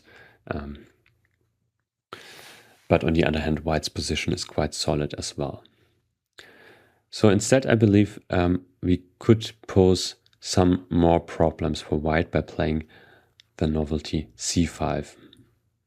As now we have opened the long diagonal, and our bishop is ready to occupy it soon and play for king, for an attack against white's king. And also there are various ideas to open the position. One we are already have seen, simply playing f6, but also we will soon see we can also use our d-pawn to open the position. So here I have analyzed a few moves for white. First, white might play queen d2. Once again, white unpins the c-pawn, so now c takes d5 is a threat. Here we go knight e7. So usually if our knight on d5 is attacked, I said we should try to attack white's knight on e4 in return. Here it's not a good idea. White can take on d5 and is better. So here we simply retreat to e7, and it is not only a passive retreat, because there's a very nice idea to put our knight on d4, where it would be very annoying for white. So here, white cannot really afford to take on d7 because the position is too open and their king is not in safety. Here we can go bishop b7, attacking white's knight, and after rook e1, we can go rook d8, as after queen takes e7, bishop takes e4 check, rook takes e4, queen c6. We will immediately regain our material. White is unable to protect the rook without losing the bishop. So here, for instance, king f3 would lose to rook d4. So here instead white has to play bishop d3, but of course we now can simply take on d3, and after rook he1, once again we can use the pin. Rook d4, king f3 is the only move, and now we simply slowly improve our position. Rook fd8, later we will make some luft for our king, and maybe play rook d7 and at some point take on e4 and play rook d3 check or rook d4, and there is no good defense for white against this slow plan. So taking on d7 does not work. Instead white should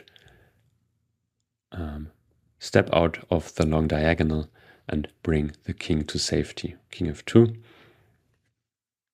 We still go bishop b7,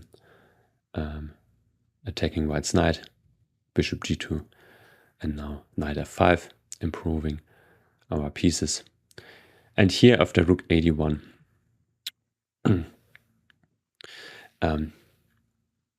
we have the very strong central break d5.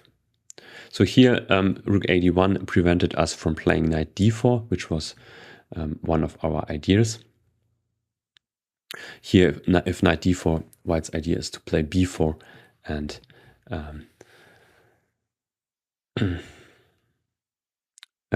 here white is winning the c5 pawn because we have to keep our knight on d4 protected.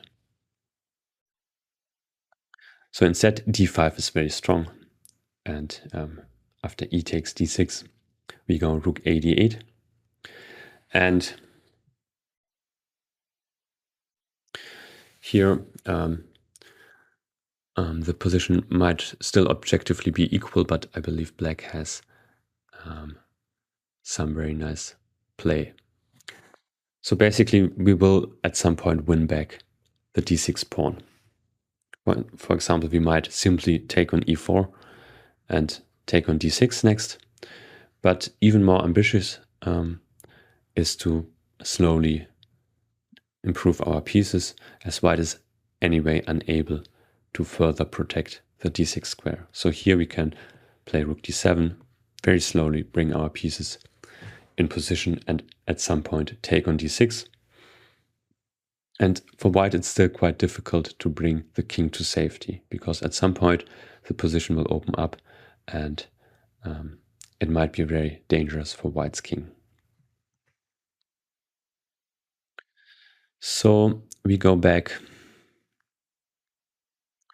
to the position after c5. One of the engine's favorites is king f2, immediately stepping out of the long diagonal and preparing bishop g2. I did not make it one of the learnable variations because I believe it's quite hard for a human to play king f2 after they just brought their king from f2 to g2. So anyway, we can simply continue here with one of our main plans. We play f6, opening the position, and after e takes f6, knight takes f6, knight takes f6, rook takes f6. Black has no problems. And once again, there are some ideas to play for an attack. So the move I believe is most logical is bishop e2, developing the bishop, connecting the rooks, and white's bishop can go to f3, defending the long diagonal. Now we play knight b4. And here, once again, taking on d7 is too optimistic for white. So here we can go knight c2, and black already is winning the exchange because white does not have time to move the rook. For instance, after rook a c1, we go knight d4. And next, we go rook d8 and bishop b7, and our knight on d4 is a very strong piece, because now if white defends by playing bishop f3, we can always exchange white's bishop and put a lot of pressure against the knight on e4.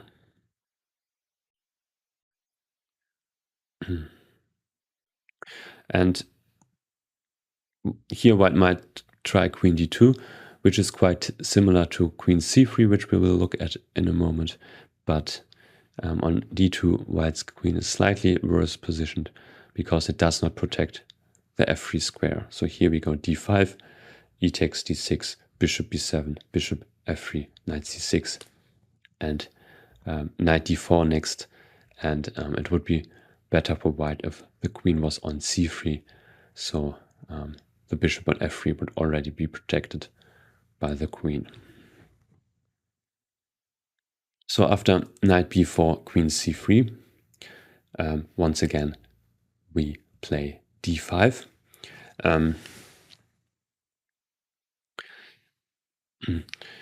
It's important to start by playing d5 here, because if we played knight c6 instead, which also has the idea to bring the knight to d4, white can block our d-pawn now, and now it's not so easy to open the position. So we first play d5. Now for white it's best to take on d6, and now we have prevented white from playing knight d6, and now we go knight c6, bringing our knight to d4, and it's a very dangerous position for white. So here white is still doing okay, but needs to play very precisely.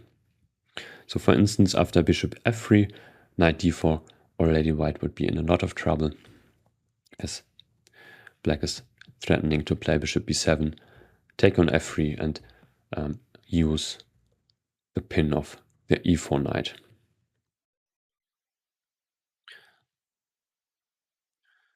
So there are many fascinating variations, and I analyzed two.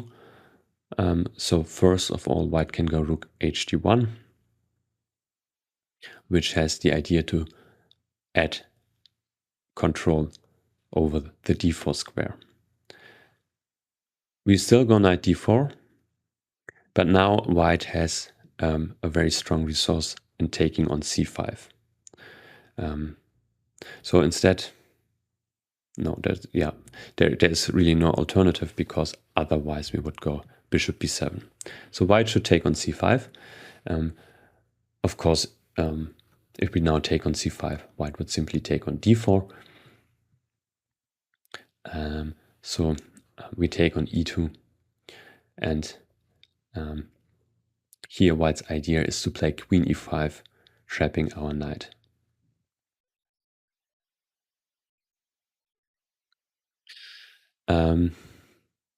We can still keep our knight for the time being by playing knight c3, because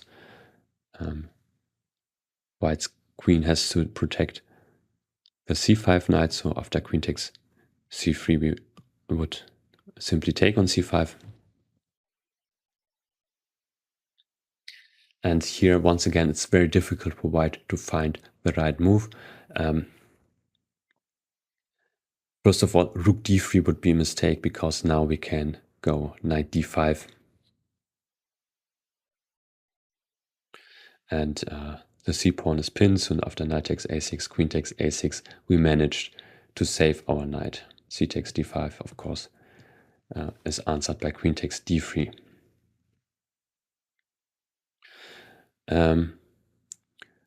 Another bad move would be rook dc1, but this one is already not obvious at all. But here it turns out that black is winning after f6, with the idea to drive white's queen to a square where it does not protect the knight anymore. So of course white can take on e6 now. We go king h8. And here it's probably best for white to take on c3, but still black is much better after queen takes c5. Even though white has 3 pawns for a piece, but still the main problem is the king, and our bishop also is quite strong now. Instead, if white tries to win material by taking on a6, black gets a mating attack by going rook a e8, attacking white's queen, and after a queen move we go rook e2 check, king h3, now f5, taking away another square from white's king and also opening the 6th rank. So next we can take on d6 or maybe play queen f2. And here white is getting mated or loses the queen. So here it turns out the only good move for white is rook e1. The point being that f6 now can be answered by queen takes e6 check, king h8, and now knight takes a6 works for white, because of course here with a rook on e1 we cannot play rook e8 as before. White would take on e8. So here instead we play bishop b7 check.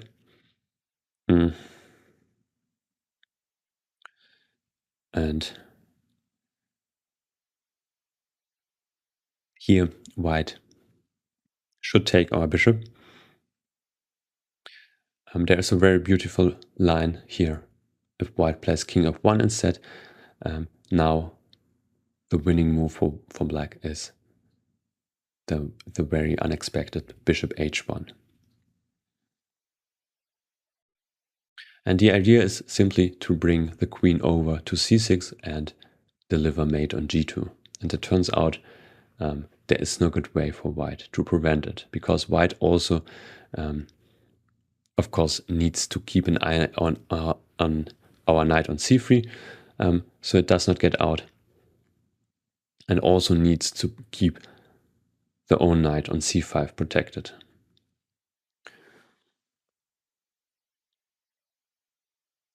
And also the other king move, king h3, does not work here. Now f5 is very strong, and we are playing for a mating attack here.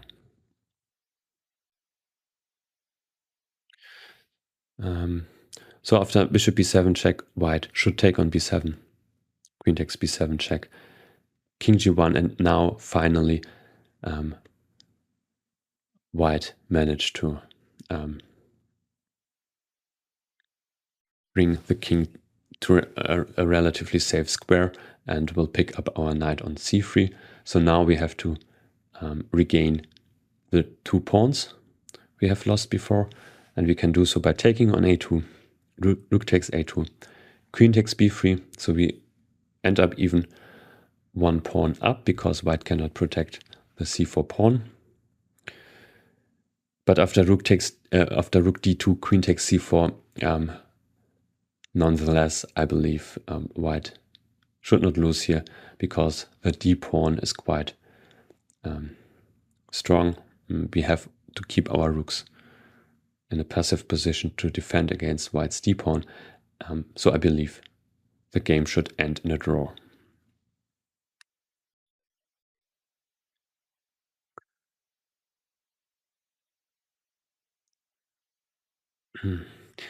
Here after knight c6, there is another very strong move for white, which keeps equality.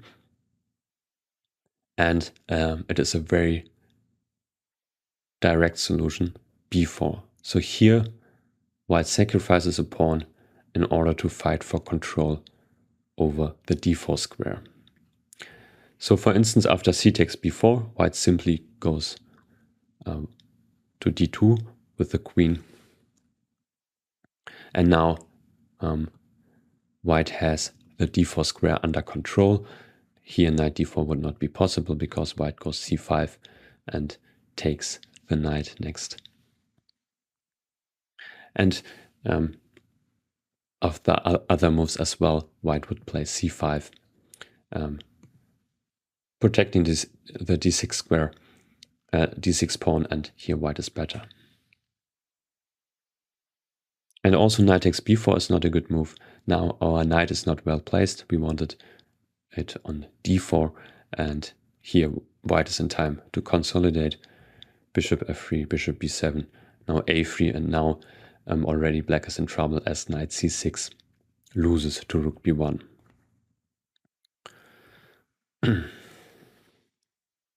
So instead after b4 we play knight d4 once again. And here white has once again a very strong sham sacrifice, knight takes c5. So instead b takes c5 does not work because we can take on e2, and after c takes b6, knight takes c3, knight takes c3. In the end we have bishop b7 check, winning in exchange. So white should play knight takes c5, knight takes e2, and queen d3, and similarly to what we have seen before, here as well our knight is trapped. So now we have time to at least exchange our bishop by playing bishop b7 check.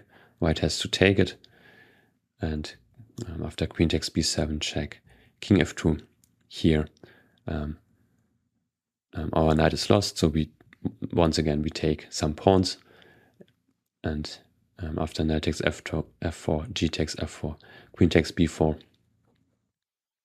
we once again have material equality, and the position is equal as well, although still quite sharp. White's king is still not safe, but on the other hand, white might have some trumps in the endgame. So if you imagine the queen's off, white would be much better because the connected pass pawns would be quite dangerous.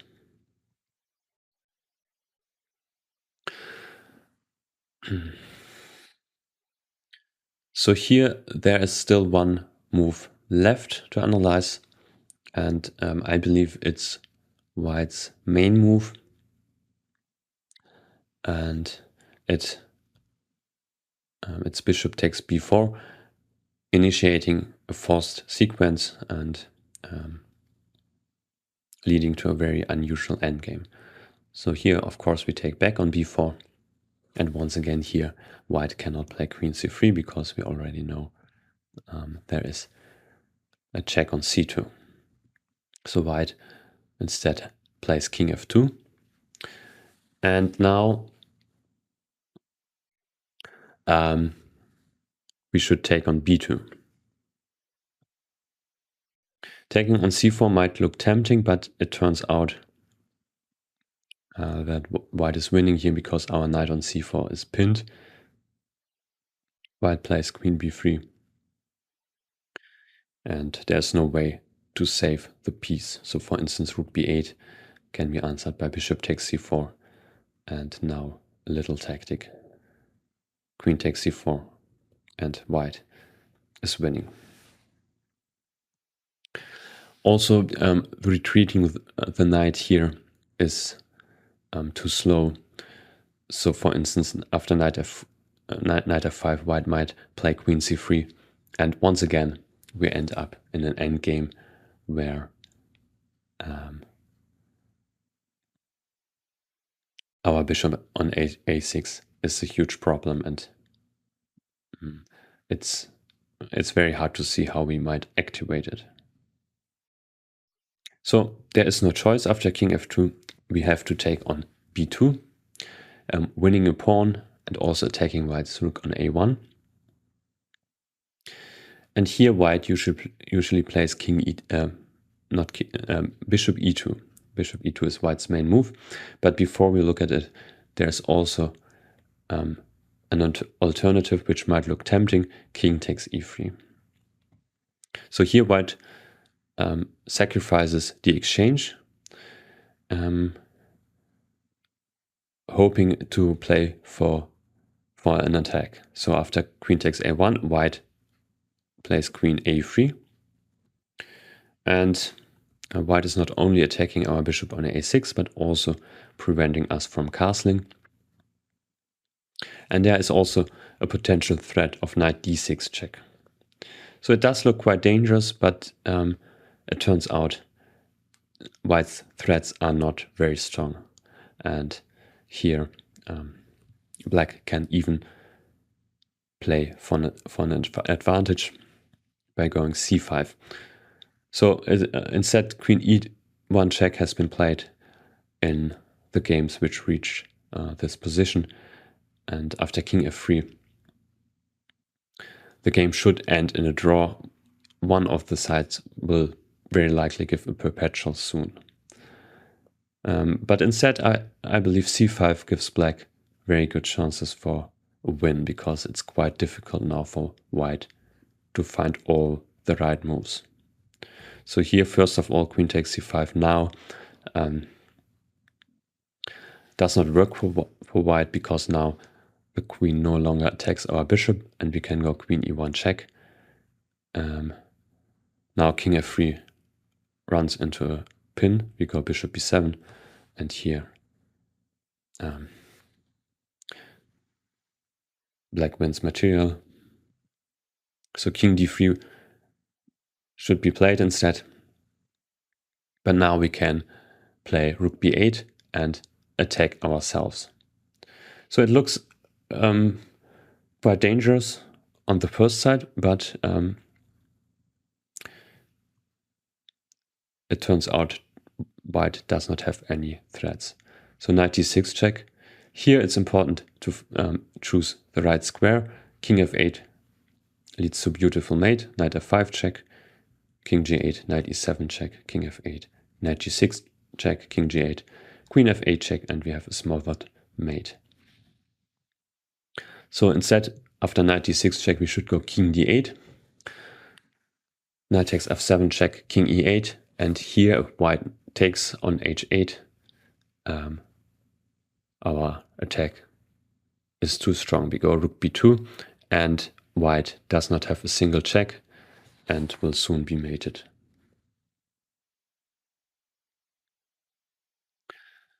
So instead, white might try knight d6 check, and it might look like a repetition of the position, but it is not really the case, because before we had a pawn on f7, and here it's actually to our advantage that there is no pawn on f7 anymore. Now we can play king f8, and here white does not have a single effective discovered check. So for instance, if knight f5 check now, we simply go king g8, and after knight e7 check we have king f7, and now our king is perfectly safe, and next our rook enters white's position.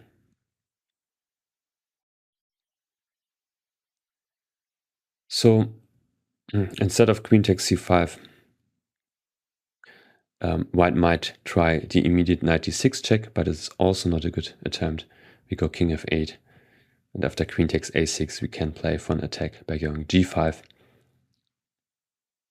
attacking the f4 pawn, and after g3, once again our rook enters, and here our king is much safer than white's.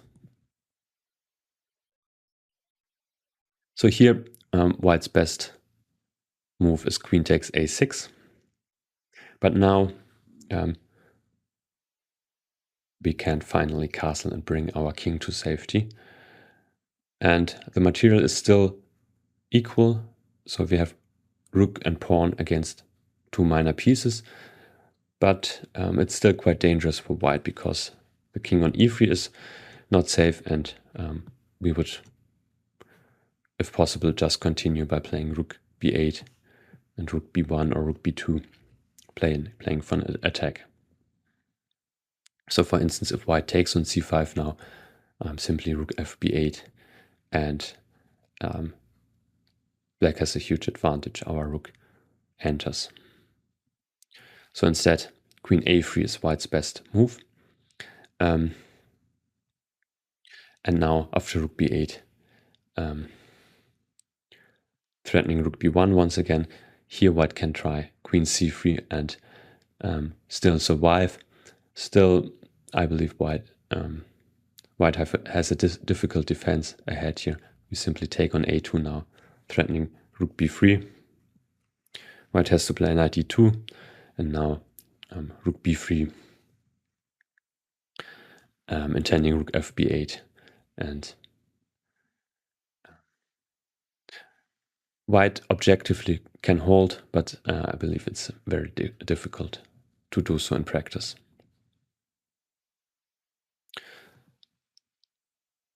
So instead of taking on e3, white's best move is bishop e2. Now, of course, the rook on a1 is protected, and there's also a threat of bringing the h1 rook to b1. So our queen also has not a lot of squares here. Here we should take on c4. So for instance, if knight f5 instead, here once again we see a very bad endgame for black. White can go rook b1, forcing queen d4 check, because here taking on a2 does not work. White might play rook a1 and take our bishop. And after queen d4 check, queen takes d4, knight takes d4. Here, even though black is a pawn up, it's still a horrible endgame, as our bishop once again has very little chances of getting activated. So instead we should take on c4, taking in another pawn, but this is actually a piece sacrifice, as we will see soon. Here, white's main move is rook a b1, but there is another interesting move, which is rook h d1, also forcing us to play precisely. So here white is attacking the d7 pawn, and the move contains a small trap as well, because here it would look quite natural to finally bring the king to safety by castling kingside. But now white suddenly plays rook db1, and there is no good defense for black, because now after knight takes e5, which is our defense in case white had played rook hb1 one move earlier with our king still on e8, here it does not work because white has knight f6 check. Now, of course, king h8 would lead to mate, so we have to take on f6, but now white has queen g3 check. So that was the idea of knight f6 check, and of course now white simply takes our queen. So instead we should play queen b6 check first, and now we would be ready to castle. So if white moves the king, so for instance king g3, we can castle, and here black is doing fine. So instead white should play queen d4.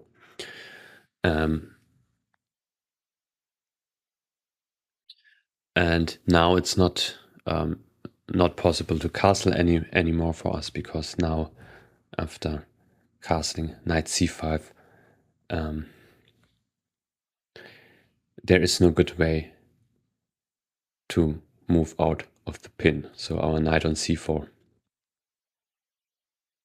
will likely get lost here.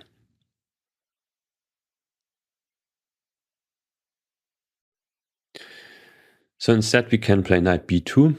It's also possible to take on d4, and it would probably lead to the same position. But instead we, I believe it's the easiest is knight b2 attacking white's rook on d1. Now white should take on a6, because here rook d2 allows knight d3 check. A very nice tactic.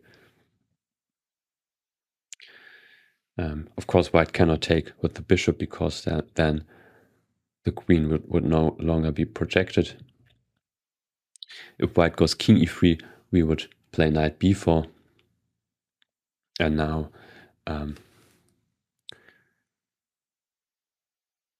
there is not enough compensation for the 2 pawns. So our knight is now very nice placed. And if white takes on d3 here, we take, once again attacking white's queen. So white now needs to take on b6 first, and after a takes b6, bishop takes d3. Black is much better. We get a very similar position in the main line in a moment, but there our pawn is on a7 instead of b6, and that's a huge difference, because on b6 our pawn protects the c5 square.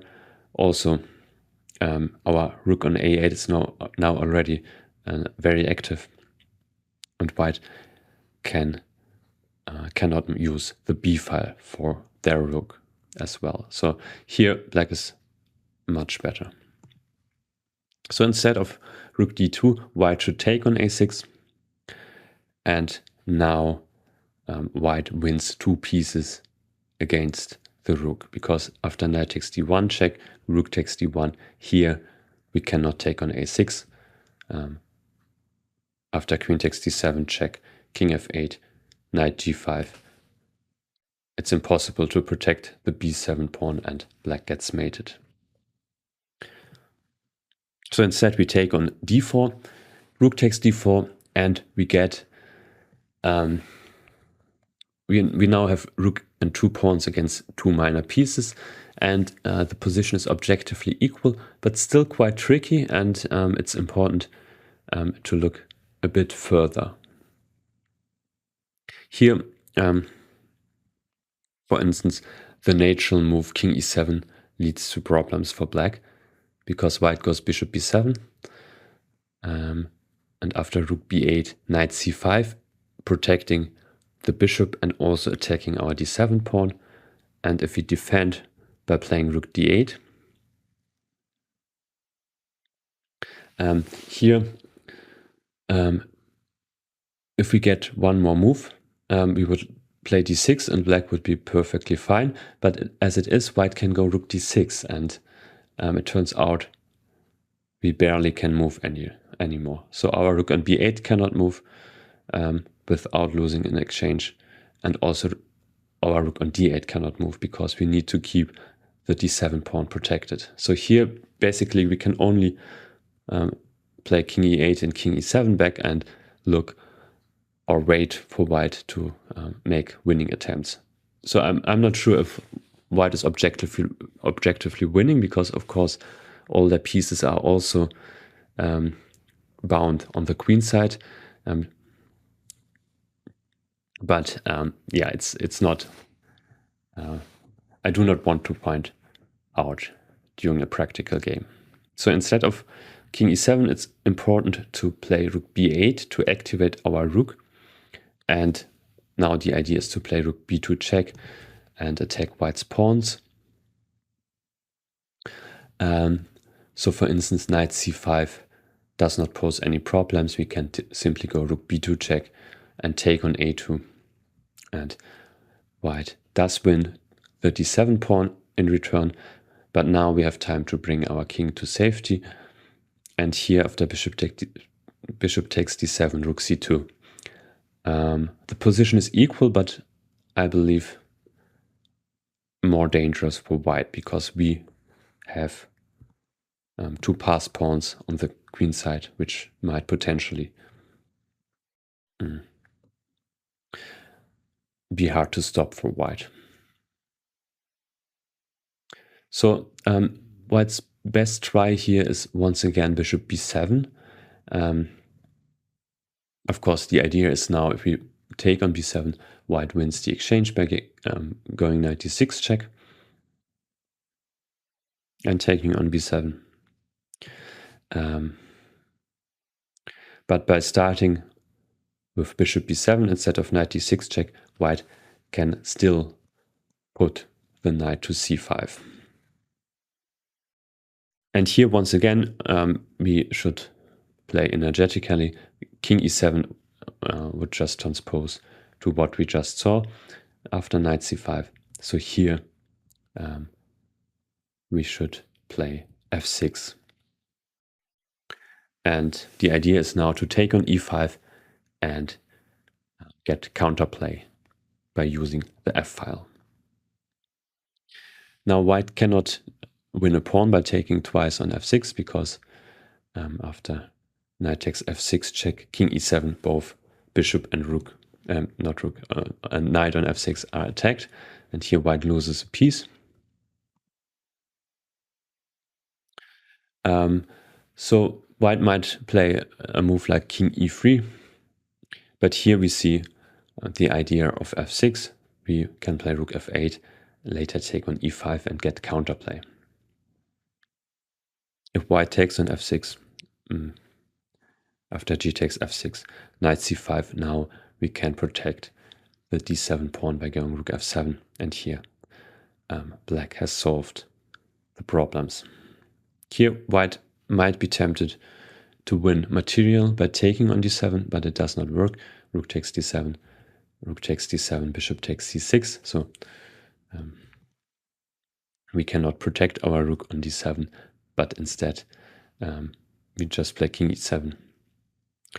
And white's pieces end up in very bad positions here. So bishop d7, bishop takes d7 loses immediately to king d6, attacking the knight, and of course if the knight moves, we will take white's bishop. And if white takes with the knight, of course now our rook is attacked, but we simply go rook b4, and still it's very difficult for white because there is a threat to win a piece by playing king d6.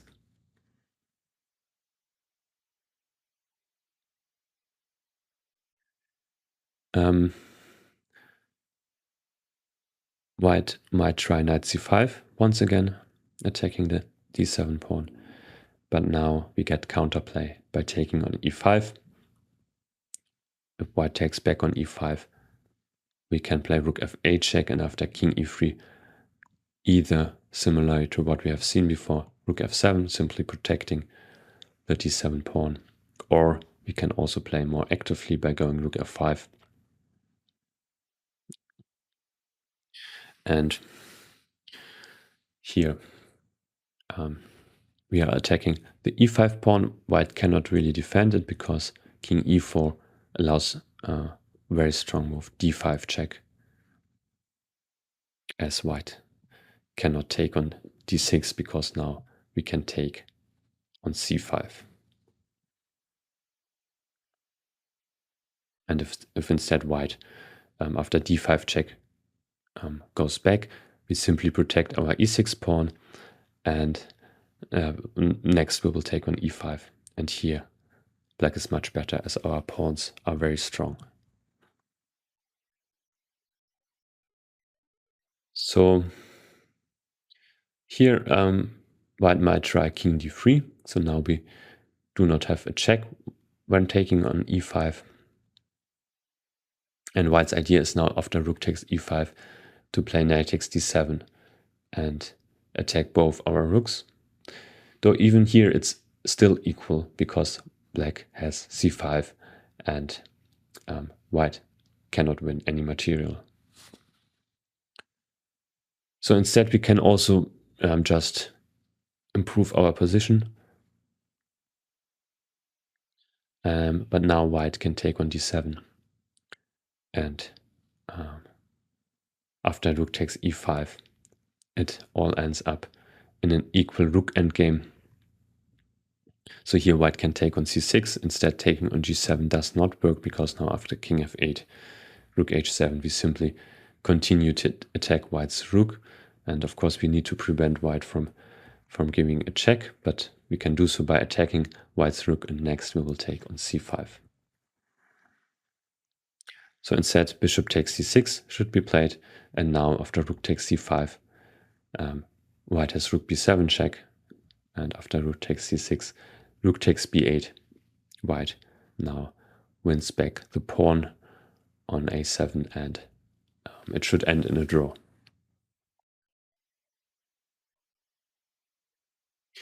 So here after f takes e5, I also analyzed rook takes d7 immediately, which looks quite strong. There's a threat of bishop takes c6, also the e6 pawn is hanging. But here we finally castle and solve all our problems by doing so. Now the f4 pawn is attacked. We have protected our g7 pawn. And here it's rather white who should play precise to keep the game equal. So for instance, after knight takes e6, we now can go rook f7. And after bishop takes c6, rook takes d7, bishop takes d7, king f7. It's still equal, but here white should be a bit careful, because once again their minor pieces are in awkward positions. We are threatening to go king e7 and might win one of the pieces. So rook hd1 does not lead to any advantage for white, but still we should be a bit careful here. Instead, white's main move is rook ab1, attacking our queen, and now forcing us to sacrifice a piece. Because queen a3 loses a piece to knight d6 check, and our knight on c4 will get lost, because we cannot take on d6, as our queen would not be protected anymore. While after queen takes a2, white wins by slowly improving the position. So here there are several good moves for white, but the best is simply rook hd1, and at some point white plays rook a1 and picks up our bishop on a6. So here the only good move is knight takes e5, attacking white's queen. And here white usually takes on e5. Instead, the immediate queen takes a6 is less precise, because now we go queen d4 check. And after king g3, queen takes e3, e4, f takes e5, queen takes e5 check. We will get a very similar position in the main line, but here we have won some time, because now white's king is attacked.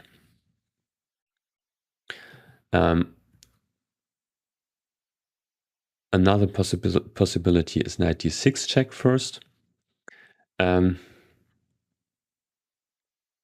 which prevents us from castling, obviously, but also it has some disadvantages for white as well. So here we go king e7, and now after f takes e5, queen takes e5, queen takes a6. Here it would be possible to take on d6, but instead I'd like to first drive white's king to a worse position. So here queen d4 check first, king f3, and now another check on c3. It's quite important not to take now on d6, because now it does not work for black, as we do not have any checks, and after rook d1, white wins by attacking our d7 pawn. So for instance, after queen e5, white can already take on d7, and after king takes d7, queen b7 check wins back the rook on a8, or gets a mating attack if we play king d6.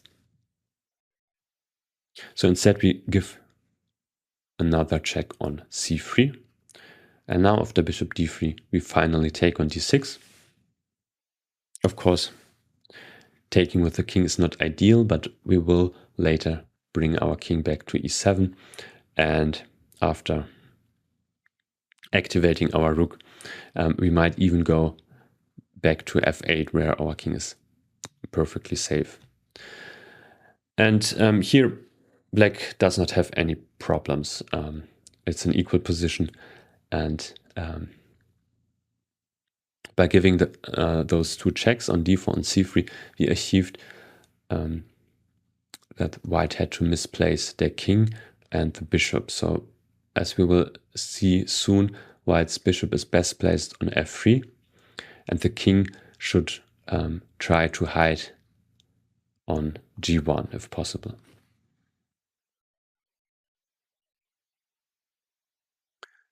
So after knight takes e5, white's best move is f takes e5. And now we take on e5. Bishop takes d3 instead does not work, because white has the intermediate check, knight d6, and only then takes on b2. And here, even though we have 3 pawns for the piece, white does control the b file, and black is lost here. So instead, queen takes e5 is necessary. Here white takes on a6, and now we take on e4. And here white's best attempt is rook hd1. There was a recent game where instead rook b3 was played. Oh, sorry, no, not yet. So rook hd1 is the move white should play, activating the rook and also preparing king g1 to bring the king to safety, and also taking away the d4 square from our queen, so we cannot give a check on d4. Now, finally, we have time to evacuate our king, and here we take advantage of the fact that our queen on e4 attacks white's rook on b1. So white cannot take on d7 because the rook would no longer be protected. And here white's best move is bishop f3. Instead, rook b3 was played in one game recently, but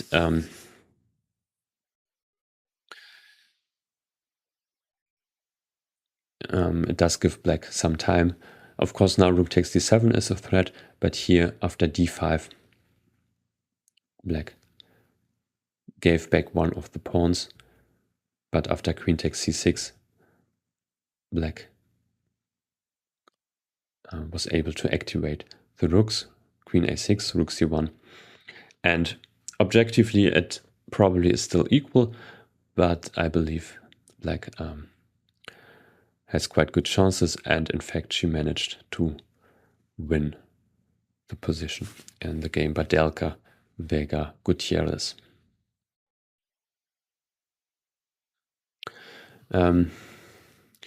So bishop f3 is, I believe, white's best move, as the bishop first of all protects white's king, but also puts some pressure on our queen side, especially the pawn on c6. And also it's quite useful to protect the g2 pawn, because later we might otherwise try to attack along the second rank. So this construction for white is very safe.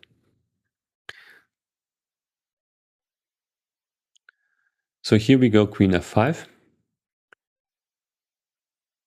And here it might be a good moment to take a look at the position. So we have 4 pawns for white's piece. And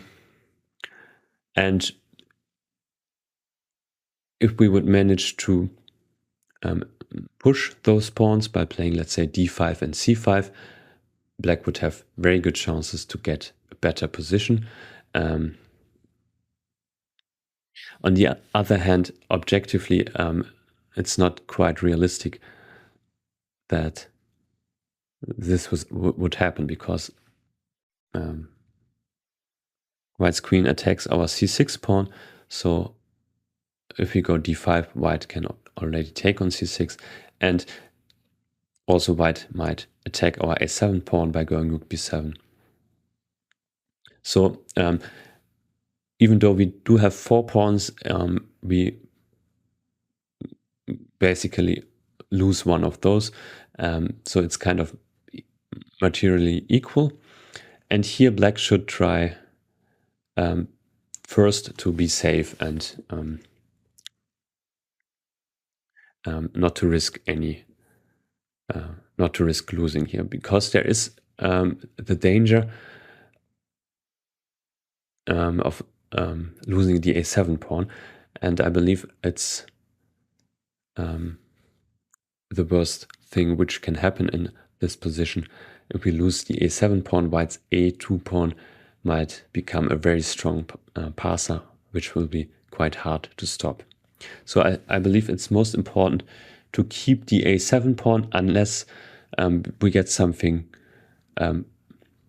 promising in return. So for instance, if we can take white's h2 pawn for the a7 pawn, it might be worth it, because then we would have very good counterplay against white's king. And in general, I believe this position should end in a draw, especially if material gets exchanged.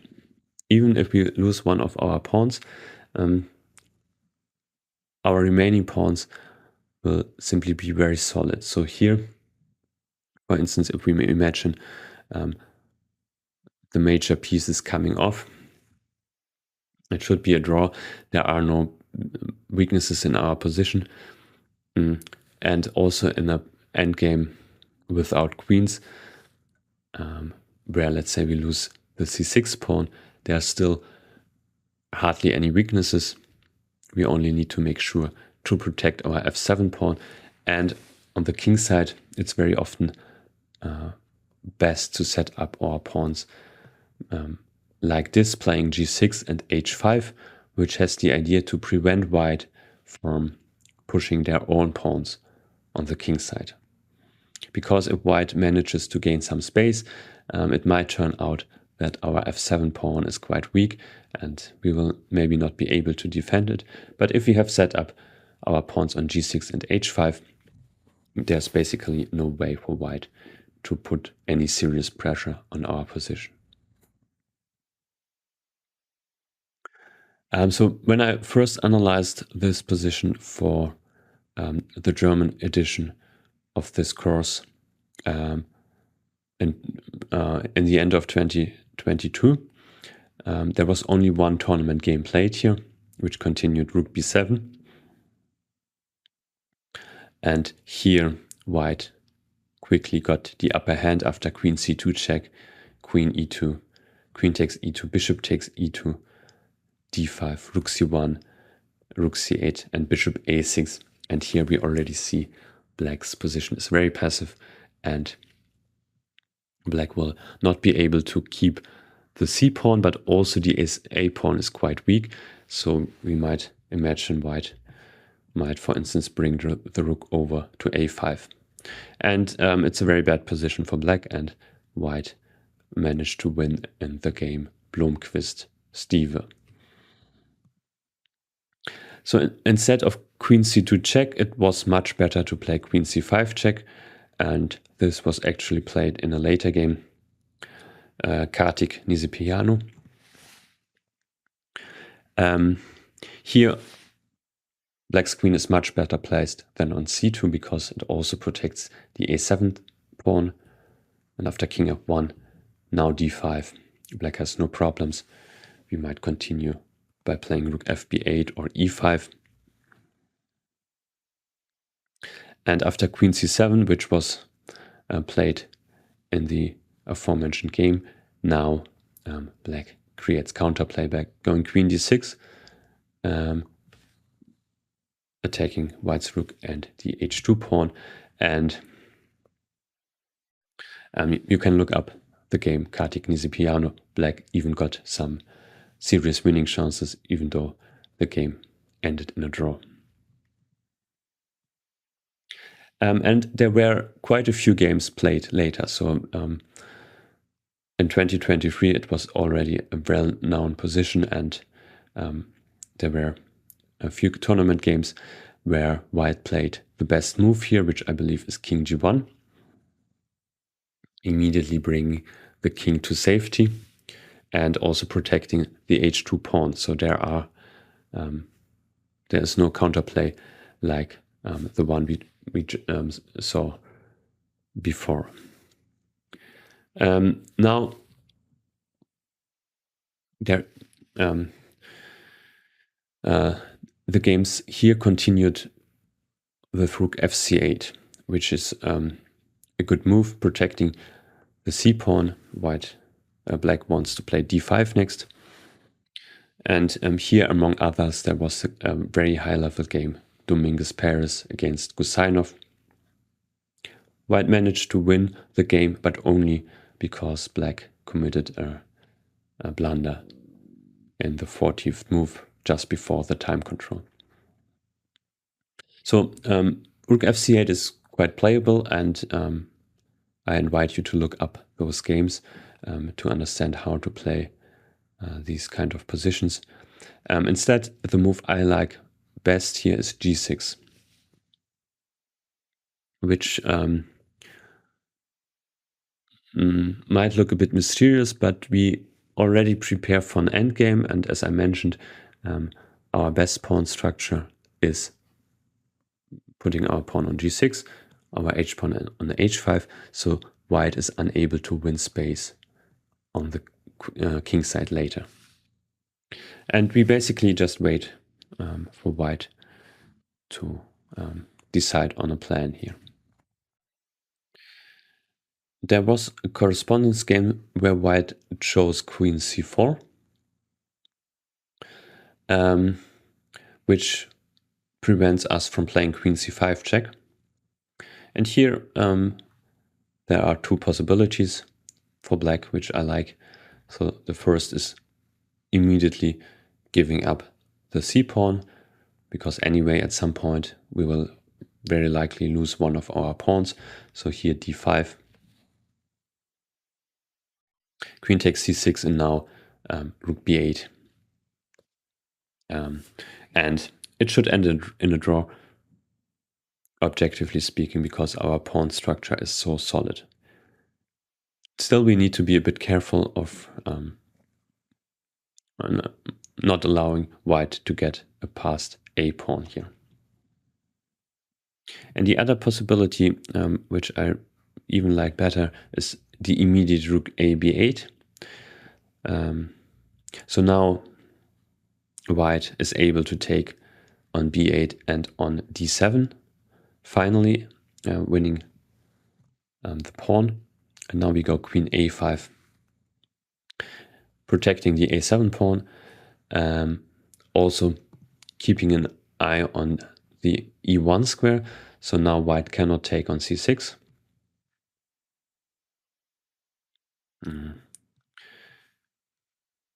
Because then we would invade on e1. Here after bishop takes c6, probably rook b1 check first. And queen e1 looks very dangerous. And later we might simply play c5, and once again Black is doing fine here it should, objectively, it's an equal position. It should end in a draw. Instead of queen c4, the move I believe looks most logical for white is rook b7, attacking our a7 and d7 pawn. Of course, still white cannot take on d7 because we still attack white's rook on b1. So white needs to prepare to prepare taking on d7, for instance, by playing rook b7. But now we can bring our queen over to c5 and play d5. So now we have a very solid pawn structure once again. And here white can win back one of the pawns by going rook c7. And now, for example, queen b6. So there are other moves, but I believe it's quite convenient for us to exchange queens. And we get a very typical position after rook takes c6, queen takes a6, rook takes a6, rook fc8, which the engines give white a slight advantage here, but in fact it's very hard to see even a single idea for white to play for a win, because we will simply put our rook on c7, protect the a7 pawn. If white brings their other rook to the a file, we will bring our rook, let's say, to d7 to keep the a7 pawn protected and also keep our rooks active. And we will at some point play h5, and I don't see a single point which can be attacked. So I guess here a draw should come very soon.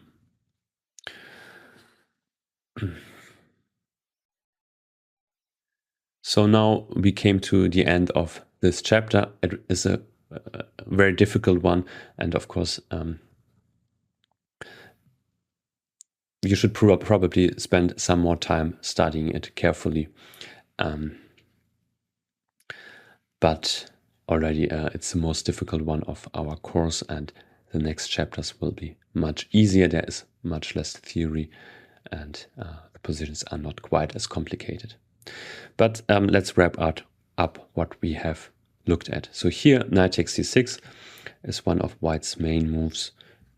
We go b takes c6, and here the challenging try is e5, knight d5, and knight e4, very ambitiously playing for grip on the dark squares. But we play for counterplay by going queen c7, attacking white's e5 pawn, and after f4, queen b6. Here white plays c4, which is the main move, and here I proposed the sideline knight e3, even though there have been quite a few games played very recently, so maybe it is soon becoming a main line. And here after queen d3, bishop b4 check. This was basically our main position. No, sorry, here first bishop d2, bishop a6. Here white has three different moves, all of them quite popular. First we saw rook c1, where we enter a position where we have rook against rook and one pawn against two minor pieces. Sorry, we take another pawn, of course, so rook and two pawns against two minor pieces. Quite comfortable for black. Instead, b3 is very popular for white, which leads to quite complicated positions, but here as well, black has very good chances. So here we castled, and very often later we wanted to bring our knight back to d5, and we play against white's king.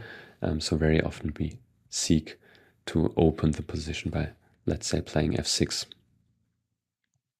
And finally, we looked at the very forcing move bishop takes b4, which led to, after queen takes b4, king f2, to once again some quite unusual material balance. And we saw we can analyze this quite long. It would usually end up in an endgame which is objectively equal. Thanks for watching, and in our next chapter we will look at all the sidelines after knight takes c6, and there are quite a few of them and quite different ones, and I hope to see you there again.